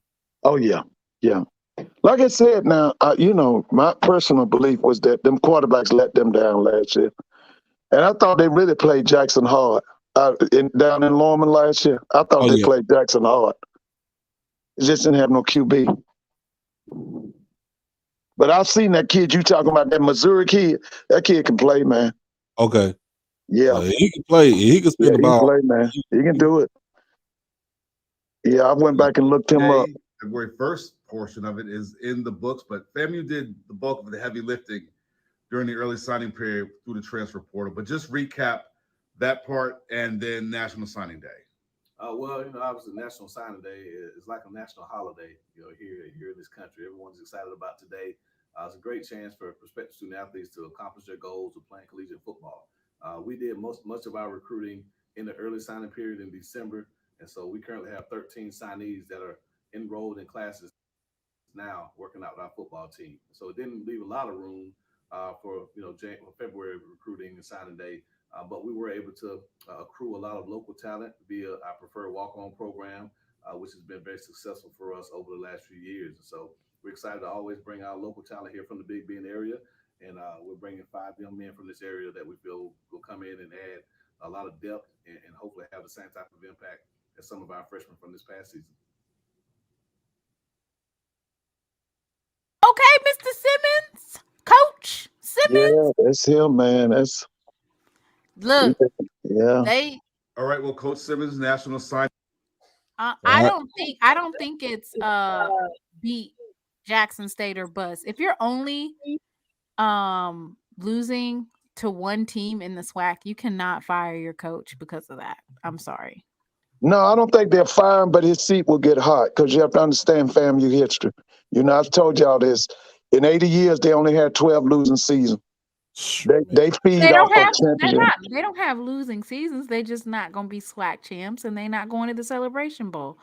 I think to fire or put him in the hot seat because he can't beat Jackson State, that's not a good reason. Because then what are you going to do? Start all the way over? No, because the good coaches are not in abundance. Sure ain't. No, this guy, because see, listen, let me tell you something. From about 2003 until this guy showed up on their campus, their football program was chaos and confusion. They had people like Earl Holmes, who was awful. Alex Woods, he was awful. They tried to put in that boy, Corey Fulham. He did all right. He came in there for 2 or 3 games. They had Reuben Carter. He was awful. So, no, he ain't going nowhere. But I'm just saying now, they'll make his seat hot now because you have to understand the tradition and the history of Florida A&M. Yeah. They feed off of championships. Oh, we got Mr. Campbell. Mr. Campbell. Before we get to it, I got Texas Southern schedule out. For those. Oh, we need to get to this FAMU, Mr. Campbell. Why was y'all talking about Jackson State in this all day today? Wait a minute now. Okay, first of all, let me say something really quick. Can you guys hear me? Yeah, we hear you. How you doing, Mr. Ford, how you doing? First of all, I got to say something. This is very important. I am so proud of Doc, and I'm so proud of Timona. That's my HBCU nephew and niece. Yeah. You guys are doing a tremendous, and I'm being super serious, tremendous job moving the culture forward. Being prepared, being funny, giving us a lot of info. I'm proud of y'all because that's all we ever want. So all them primates, wherever they're, I could care less. This is what HBCU produces right here. So I just wanted to say that. Now, Timona, go ahead and talk your noise first. Now, what is it? Campbell, I got a report back and they said breaking news. FAMU is in their Twitter spaces, in their behind the scenes, and all they talking about is Jackson State this, Jackson State that. How are we gonna beat them? What y'all got for us?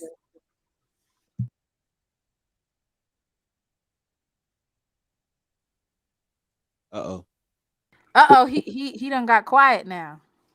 Miss Campbell, can you hear us? He heard me.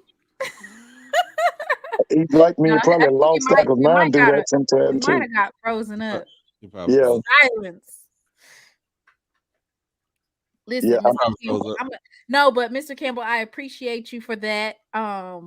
It's been a great first month. I haven't even been here for 30 days, and I am only like how much? I'm 12 away from 1,000 followers or 1,000 subscribers. So if you're tuning in to the channel, when you finish, click over and subscribe. Just 12 followers away from 1,000. Can you guys hear me now? Yep. Go ahead. Okay. So what my point was, who does Michigan talk about beating at the end of the year? Who does Ohio State talk about beating? Who does Alabama talking about beating? So see, every listen now, nobody else in the SWAC matters but FAMU and Jackson State. Let's be honest.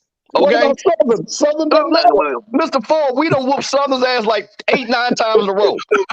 We don't need to talk about Southern. But Southern, listen, we have not lost but 2 SWAC games in 2 years. Yeah, to that's that true. school. That's true. Yeah. Off of I-55 and I-20. So the only thing we need to talk about is beating Jack State ass in Miami. That's it. So we done beat Southern. We done beat Alabama A&M, Alabama State, everybody. We done beat State this, State that, everybody else in between. It is only one school, and the proud Florida A&M University, the #1 public HBCU, has been embarrassed by Jackson State. We don't play that. So the only thing we want Willie to tell us is how we gonna beat Jackson State in Miami. Everything else, we know we got that under control. That's it. So that's all. Miss Campbell, one thing I want that game moved. I can't stand that first game. I can't stand that. Well. Okay. So let's talk about this. That was money. Let's get that. Talk about that. That was a brilliant thing because let's talk about why they did it. Because that exposed everybody to the SWAC with 2 big names. That's why they did that. Okay. That was for totally money. Now, of course, I think next year, then that game will move back in probably the middle of the season, stuff like that. But remember, this is FAMU coming in, a big brand, Jackson State with Dion, big brand, and we had our own time slot, not on the computer, as the old folks say, but on TV. That was a big deal. Yeah. And like I say, the first game was a great game. Well, it was a defensive battle, but it was a great game, and it proved to be true. Now, we embarrassed ourselves the second game. But even with that being said, ain't no doubt about it. Hey, listen, but Jackson State was supremely talented. But with that being said, when you got 2 big brands like that, that's what the SWAC needed because that set everything else off. But now, to your point, Mr. Ford, that game needs to be moved back. But Timona, we going to talk about y'all asses. We going to talk about y'all all the way till Miami. Well, Ms. Campbell, let me ask this question now. After this year, whose game is it? Is it Jackson's games next year or is it FAM's game? It should have been, okay, wait a minute. So it should have been FAMU. Yeah, because Jackson State, it'll be their game. It'll be Jackson's game. It'll be okay. So it'll be in the vet. It'll be in the vet. Right. Okay. Ooh, it'll be in the vet. I'll come to the vet for that, bro. Miami, that should be a big one right there. Jackson, it don't matter. Jackson State by 50. Timona, listen, we are going to whoop Jackson State so bad you're gonna have a FAMU hat on when I'm finished. Ooh.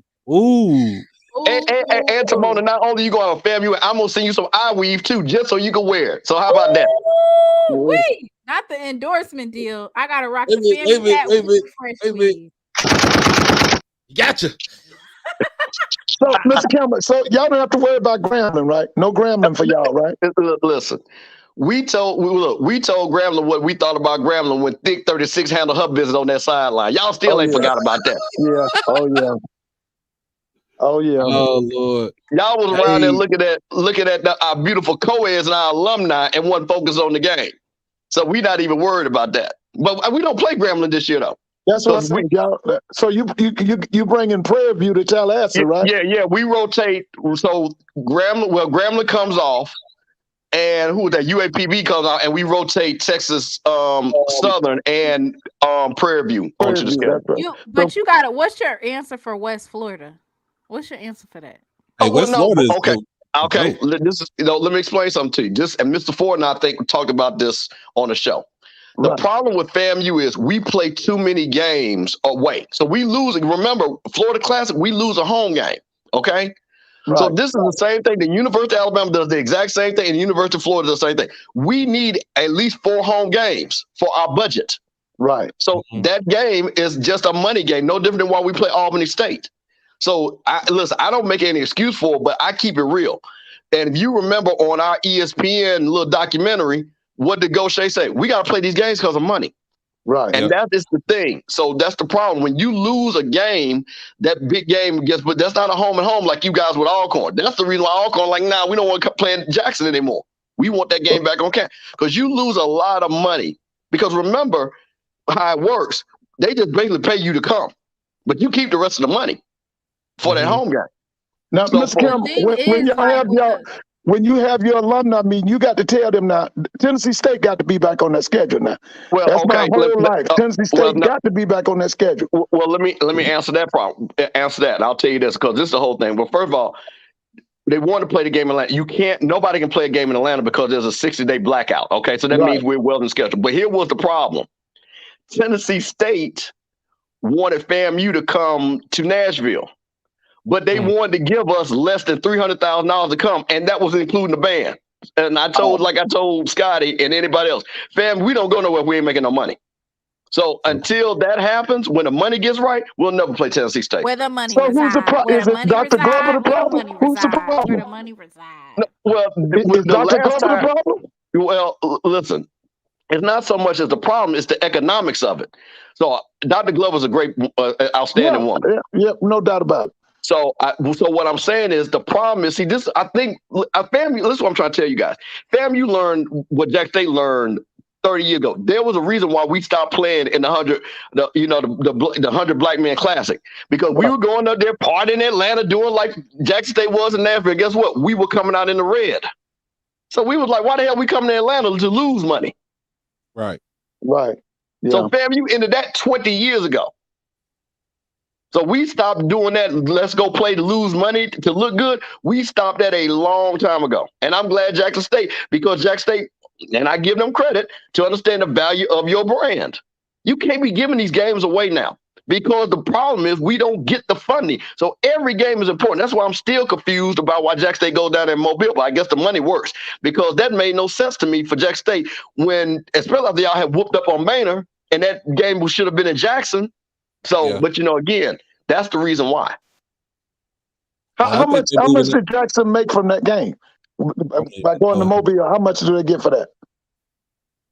I don't even know how much they made for that game right there. Is it 400,000, 300,000? Well, that's the thing. Well, here's my problem with that. Even with that being said, and then look at how everybody didn't like going down to Mobile, and you don't give away a home game. That you just don't, because what I would have said if I was Jack State, I tell you what, if y'all want to play in Mobile, let it be your home game. We play in Mobile. Right. You see, they moved that Southern versus Jackson State back to Baton Rouge. They were trying to make it seem like, oh, they didn't agree upon it. They was not gonna move that game. Southern and Jackson. I told you guys that when that announced that the game was never going to be played in Birmingham. I told you guys that. I knew that. Hey, Mr. Ford, not Mr. Ford, Mr. Campbell. I said I knew that game was going to be played in Birmingham, because I think if you would have either played at Jackson or Birmingham, Baton Rouge, or hell, you could have brought, like you said, we could have brought it to Dallas. I told you guys when that first came out, and everything I said was 100% true. It may not, okay. Let's just talk about this honestly. Why would you go? You got the state of Mississippi and Louisiana. Why would you have a game in Alabama? Right. It Yeah. doesn't make any sense. No, it didn't. The But not only way that game. They was trying to grab hey, some of but that what about money. that game being in the dome though? What about taking it to New Orleans? Well, that would have made sense, and they played that game in New Orleans Yeah, we before. But played that game again, before. Yeah. they've played that game in New Orleans before. But here's the thing: like with anything, I'm still going to do the math. Why am I going to New Orleans if the money doesn't add right? When I'm going to, here, I'll give you a perfect example, sport. And I know Timon and them remember this. Maybe when y'all were in school, you guys remember when they had the what was the Boombox Classic? Jackson State said, "Yeah, we don't even have to go to Southern." Y'all, Southern said, "No problem. We'll come to Jackson 3 straight years." And they had it was a classic in Jackson. That just lets you know how powerful that brand was, and the crowd participated between both schools. Right. So again, why am I going to go to New Orleans, give somebody the money when I could sell out Southern Stadium and I could sell out Jackson State Stadium? And it's going to be rocking. The only thing that they need to do now is, once again, you need a sponsor that will co-sponsor both stadiums and get 250 to 300,000 of a sponsor. Boom, y'all can split that. That's an extra 150 a piece down the middle. Well, that's been the argument about the commissioner, because that's the whole thing. What my thing is, one of your major things in these type of games, when this whole thing came out, so you said you got sponsored to come to Birmingham. I would ask the same question, because you're going to get money from Pepsi or whoever. They got bottlers in Louisiana. That's who sponsors to puts up the money, the bottlers. The the local region puts that money up. You could have did that same and say, hey, Jackson bottler, we want you to sponsor on this side. Baton Rouge bottler, New Orleans bottler, we want you to sponsor on that side. Because you want that game to be played, and you see they worked it out. You see it worked it out. The other sponsors dropped out, but you saw that it was, they thought it was a Deion. I'm sorry, it was predicated around Deion Sanders. And I think that the sponsors, whoever it was that decided to drop out, they kind of missed the mark, because the Boombox Classic is and always has been in the vet, 50,000 in the stadium, 10 to 15 tailgating. And when you go to Southern, it's at capacity, so 28,500, and then you're gonna have 5 to 10 outside tailgating. It's always been like that. So I think that the sponsors missed the mark on that one. So this is why Timon is very smart. Now, let me piggyback on that. And this is the failure of the commissioner. The commissioner, Deion was great, but the commissioner's role is to sell the conference. Okay? To sell the conference. Right. That's right. When you see the SEC commissioner, as great as Nick Saban is, you want me to tell you what he's selling? Georgia and Auburn, Auburn, Alabama, Tennessee. I am going to sell the brand. That's what they sell, the brand. As great as Nick Saban is, it's still the Alabama brand that he's going to sell first. Right.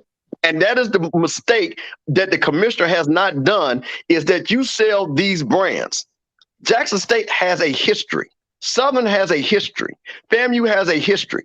And again, you don't need to have 8 million people for a sponsor to be interested in. What you have to be is a sponsor interested on sale. Because why do you think State Farm sponsor all this black stuff and best basketball? Because you know why? Black people over-index on insurance. Because you know what? State Farm can overcharge black people. Yeah, yeah. So that's why they sponsor it. Right. They make more money because off of black people than they do off of white people. Is the reason why McDonald's ass is always around whenever we need some money. Look at what Home Depot has done, has taken the whole HBCU database with that move to school, and they give us $100,000. Do y'all realize Home Depot has the entire smartest black database in the world? And you get geo-targeted. And you know what Home Depot does? They sell that database. Sell it to everybody else. And we are fool to say, and we fall for that foolishness every year. Yep. At least make them pay for it. Like T-Mobile.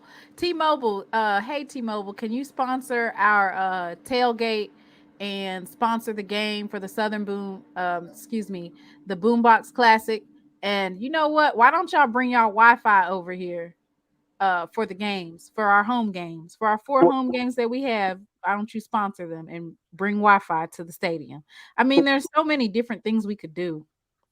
The Black HBCU alumni fan base is the richest, and I'm talking about far as buying power, than any base in the United States.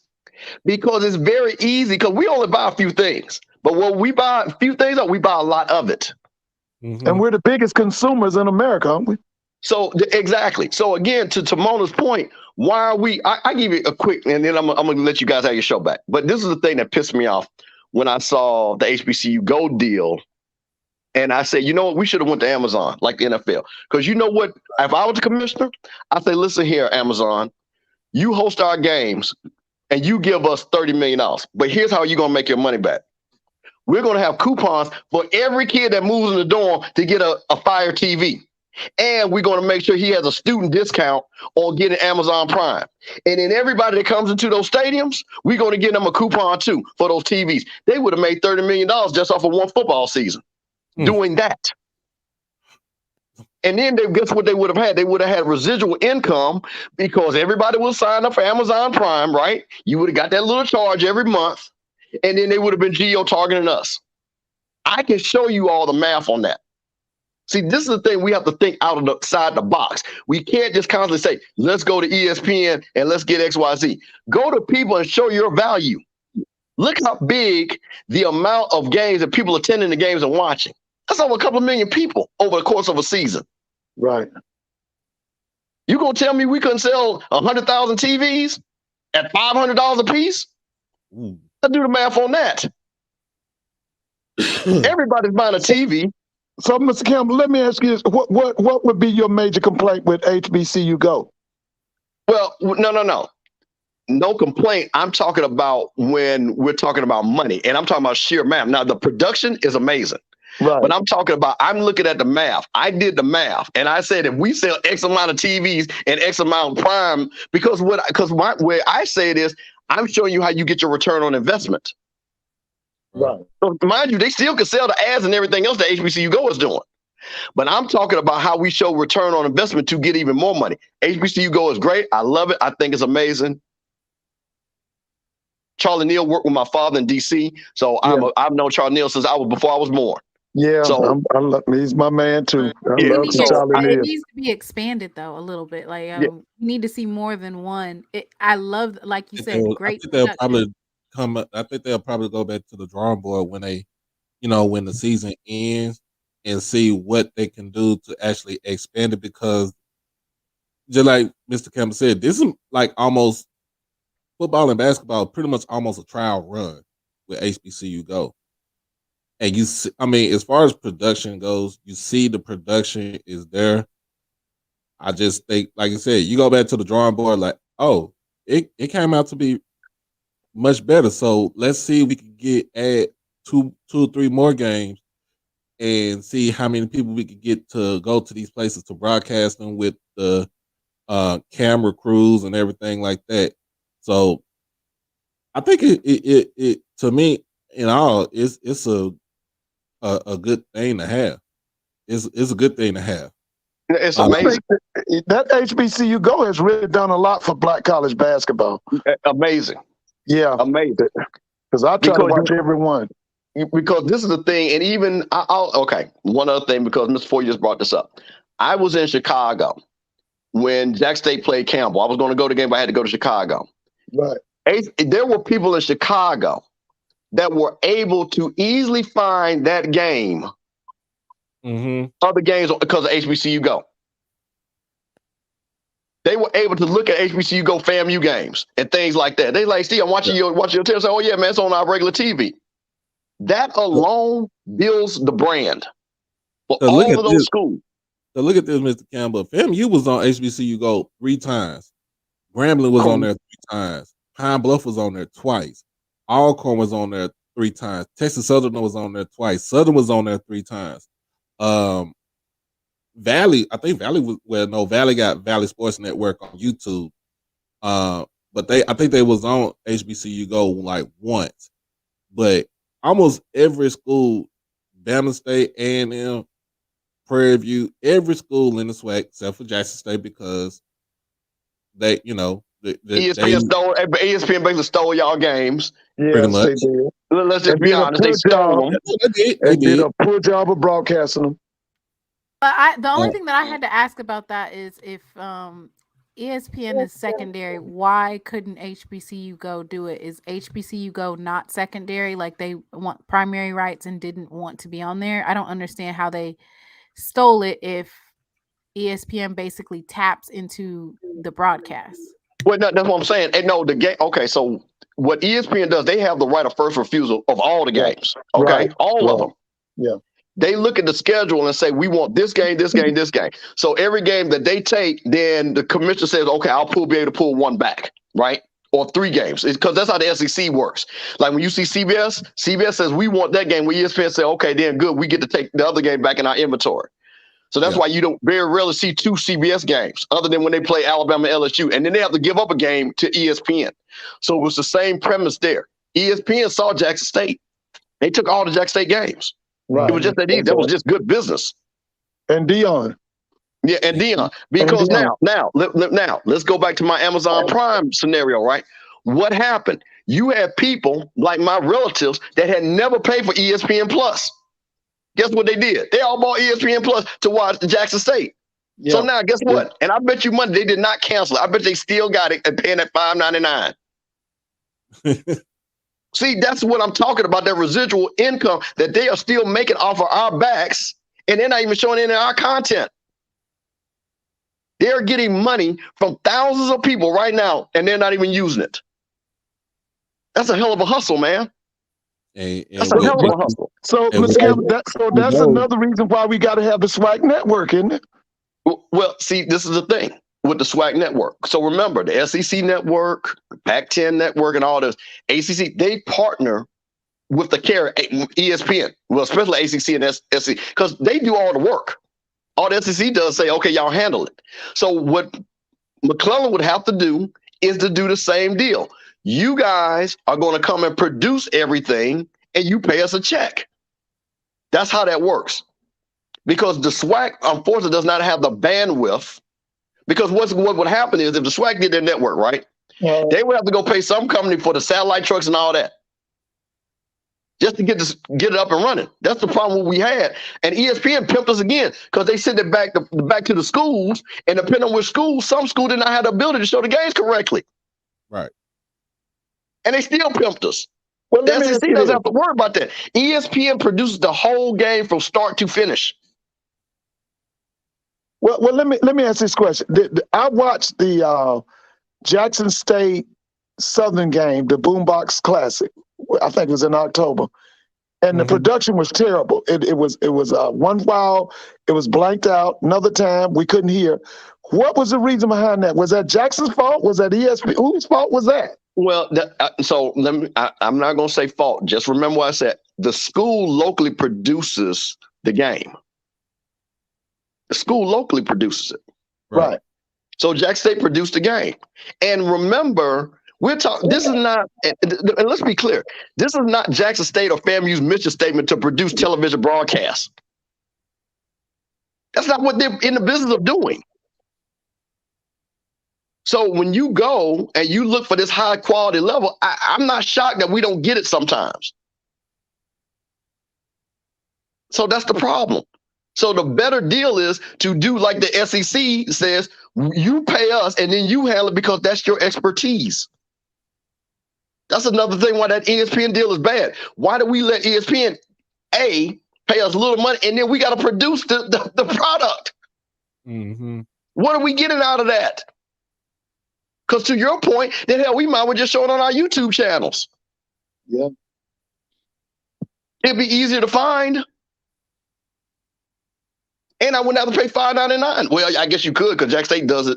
But my point was you would have that money directly. Right. So let me get this straight. You're going to pay me money. And then here's the funny thing, just math-wise. So you're paying me money.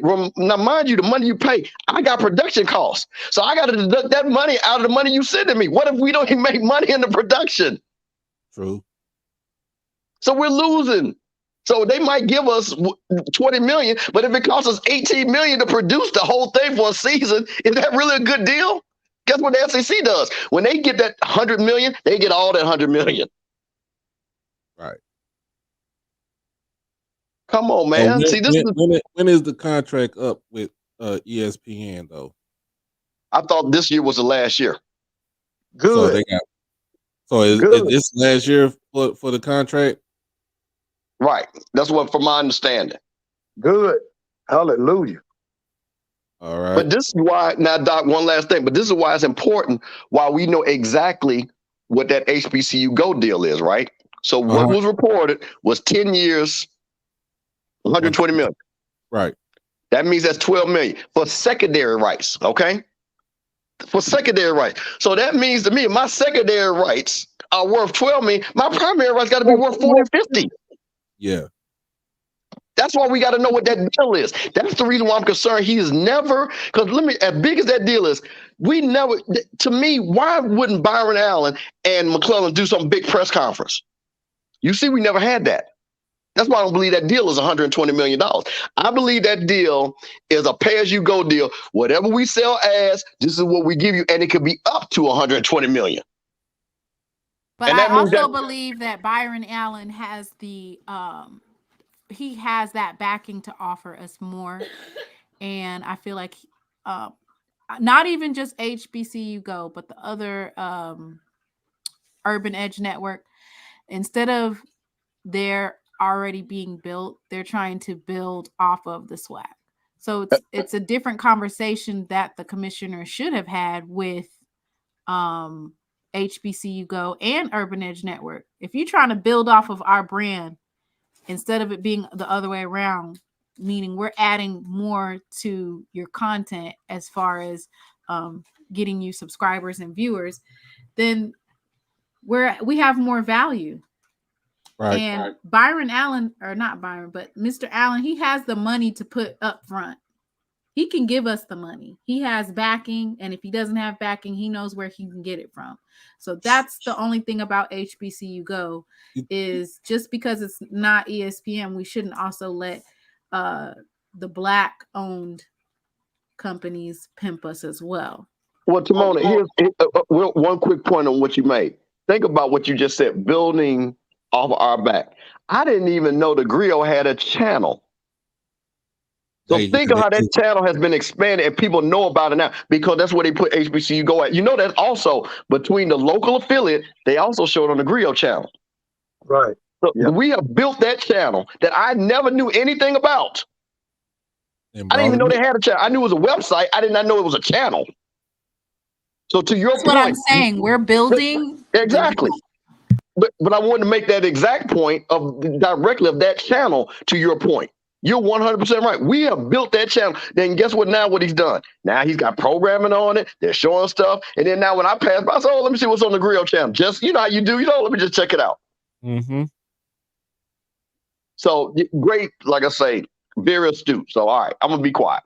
So I just wanted to call in. Great job. I'm going to give you guys your show back. Like I say, I'm proud of both of you all. Keep this thing going. Keep this thing going. And Timona, I got your FAMU hat ready. And the weave too, though, right? The weave too. Oh yeah, I got you. You know what? I told you, hit me on the back end anyway. So anyway, yeah. Get my number from Doc. That means I gotta get the FAMU hat too. Oh yeah, brother. You know we already got you ready. Yeah, me and you talked about that. So yeah, I got you. I wear a size 8, so I got a big ass head. You already know. Bro, it don't matter. We got big ass head people from Florida. We got a hat for you. All right, man. Thank you for coming on, man. All right, man. Love all y'all. All right. Thank you, Mr. Campbell. Yeah, I'm about to shut it down because you've been up since 8-something this morning, and we've been looking at all this stuff. But it's a great day as far as recruiting wise goes. Probably break down all the schedule for probably this weekend, or either this weekend or next week. Are you talking about Saturday? I don't know about Saturday, but probably probably Saturday. Probably on Saturday.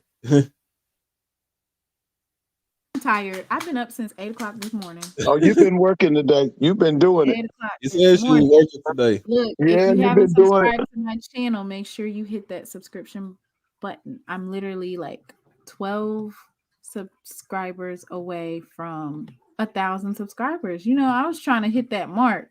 But I'm pretty sure after I'm gonna definitely cut up that FAMU bit from Mr. Campbell, that back and forth. That's gonna do numbers. Oh yeah. What Congratulations to about Howard with they recruiting class today. Morgan State. Well, I'm gonna go through and look at some more schools that actually did something today.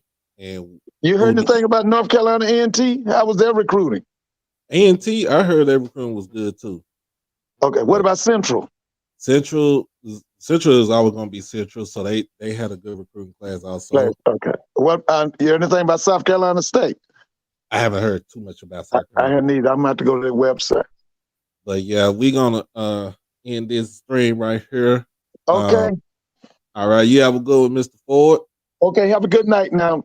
Thank you, Miss Ramona. Good night, Tiger Nation. Yeah, right. Bye, Mr. Ford. Bye-bye. Have a great night. All right, you too.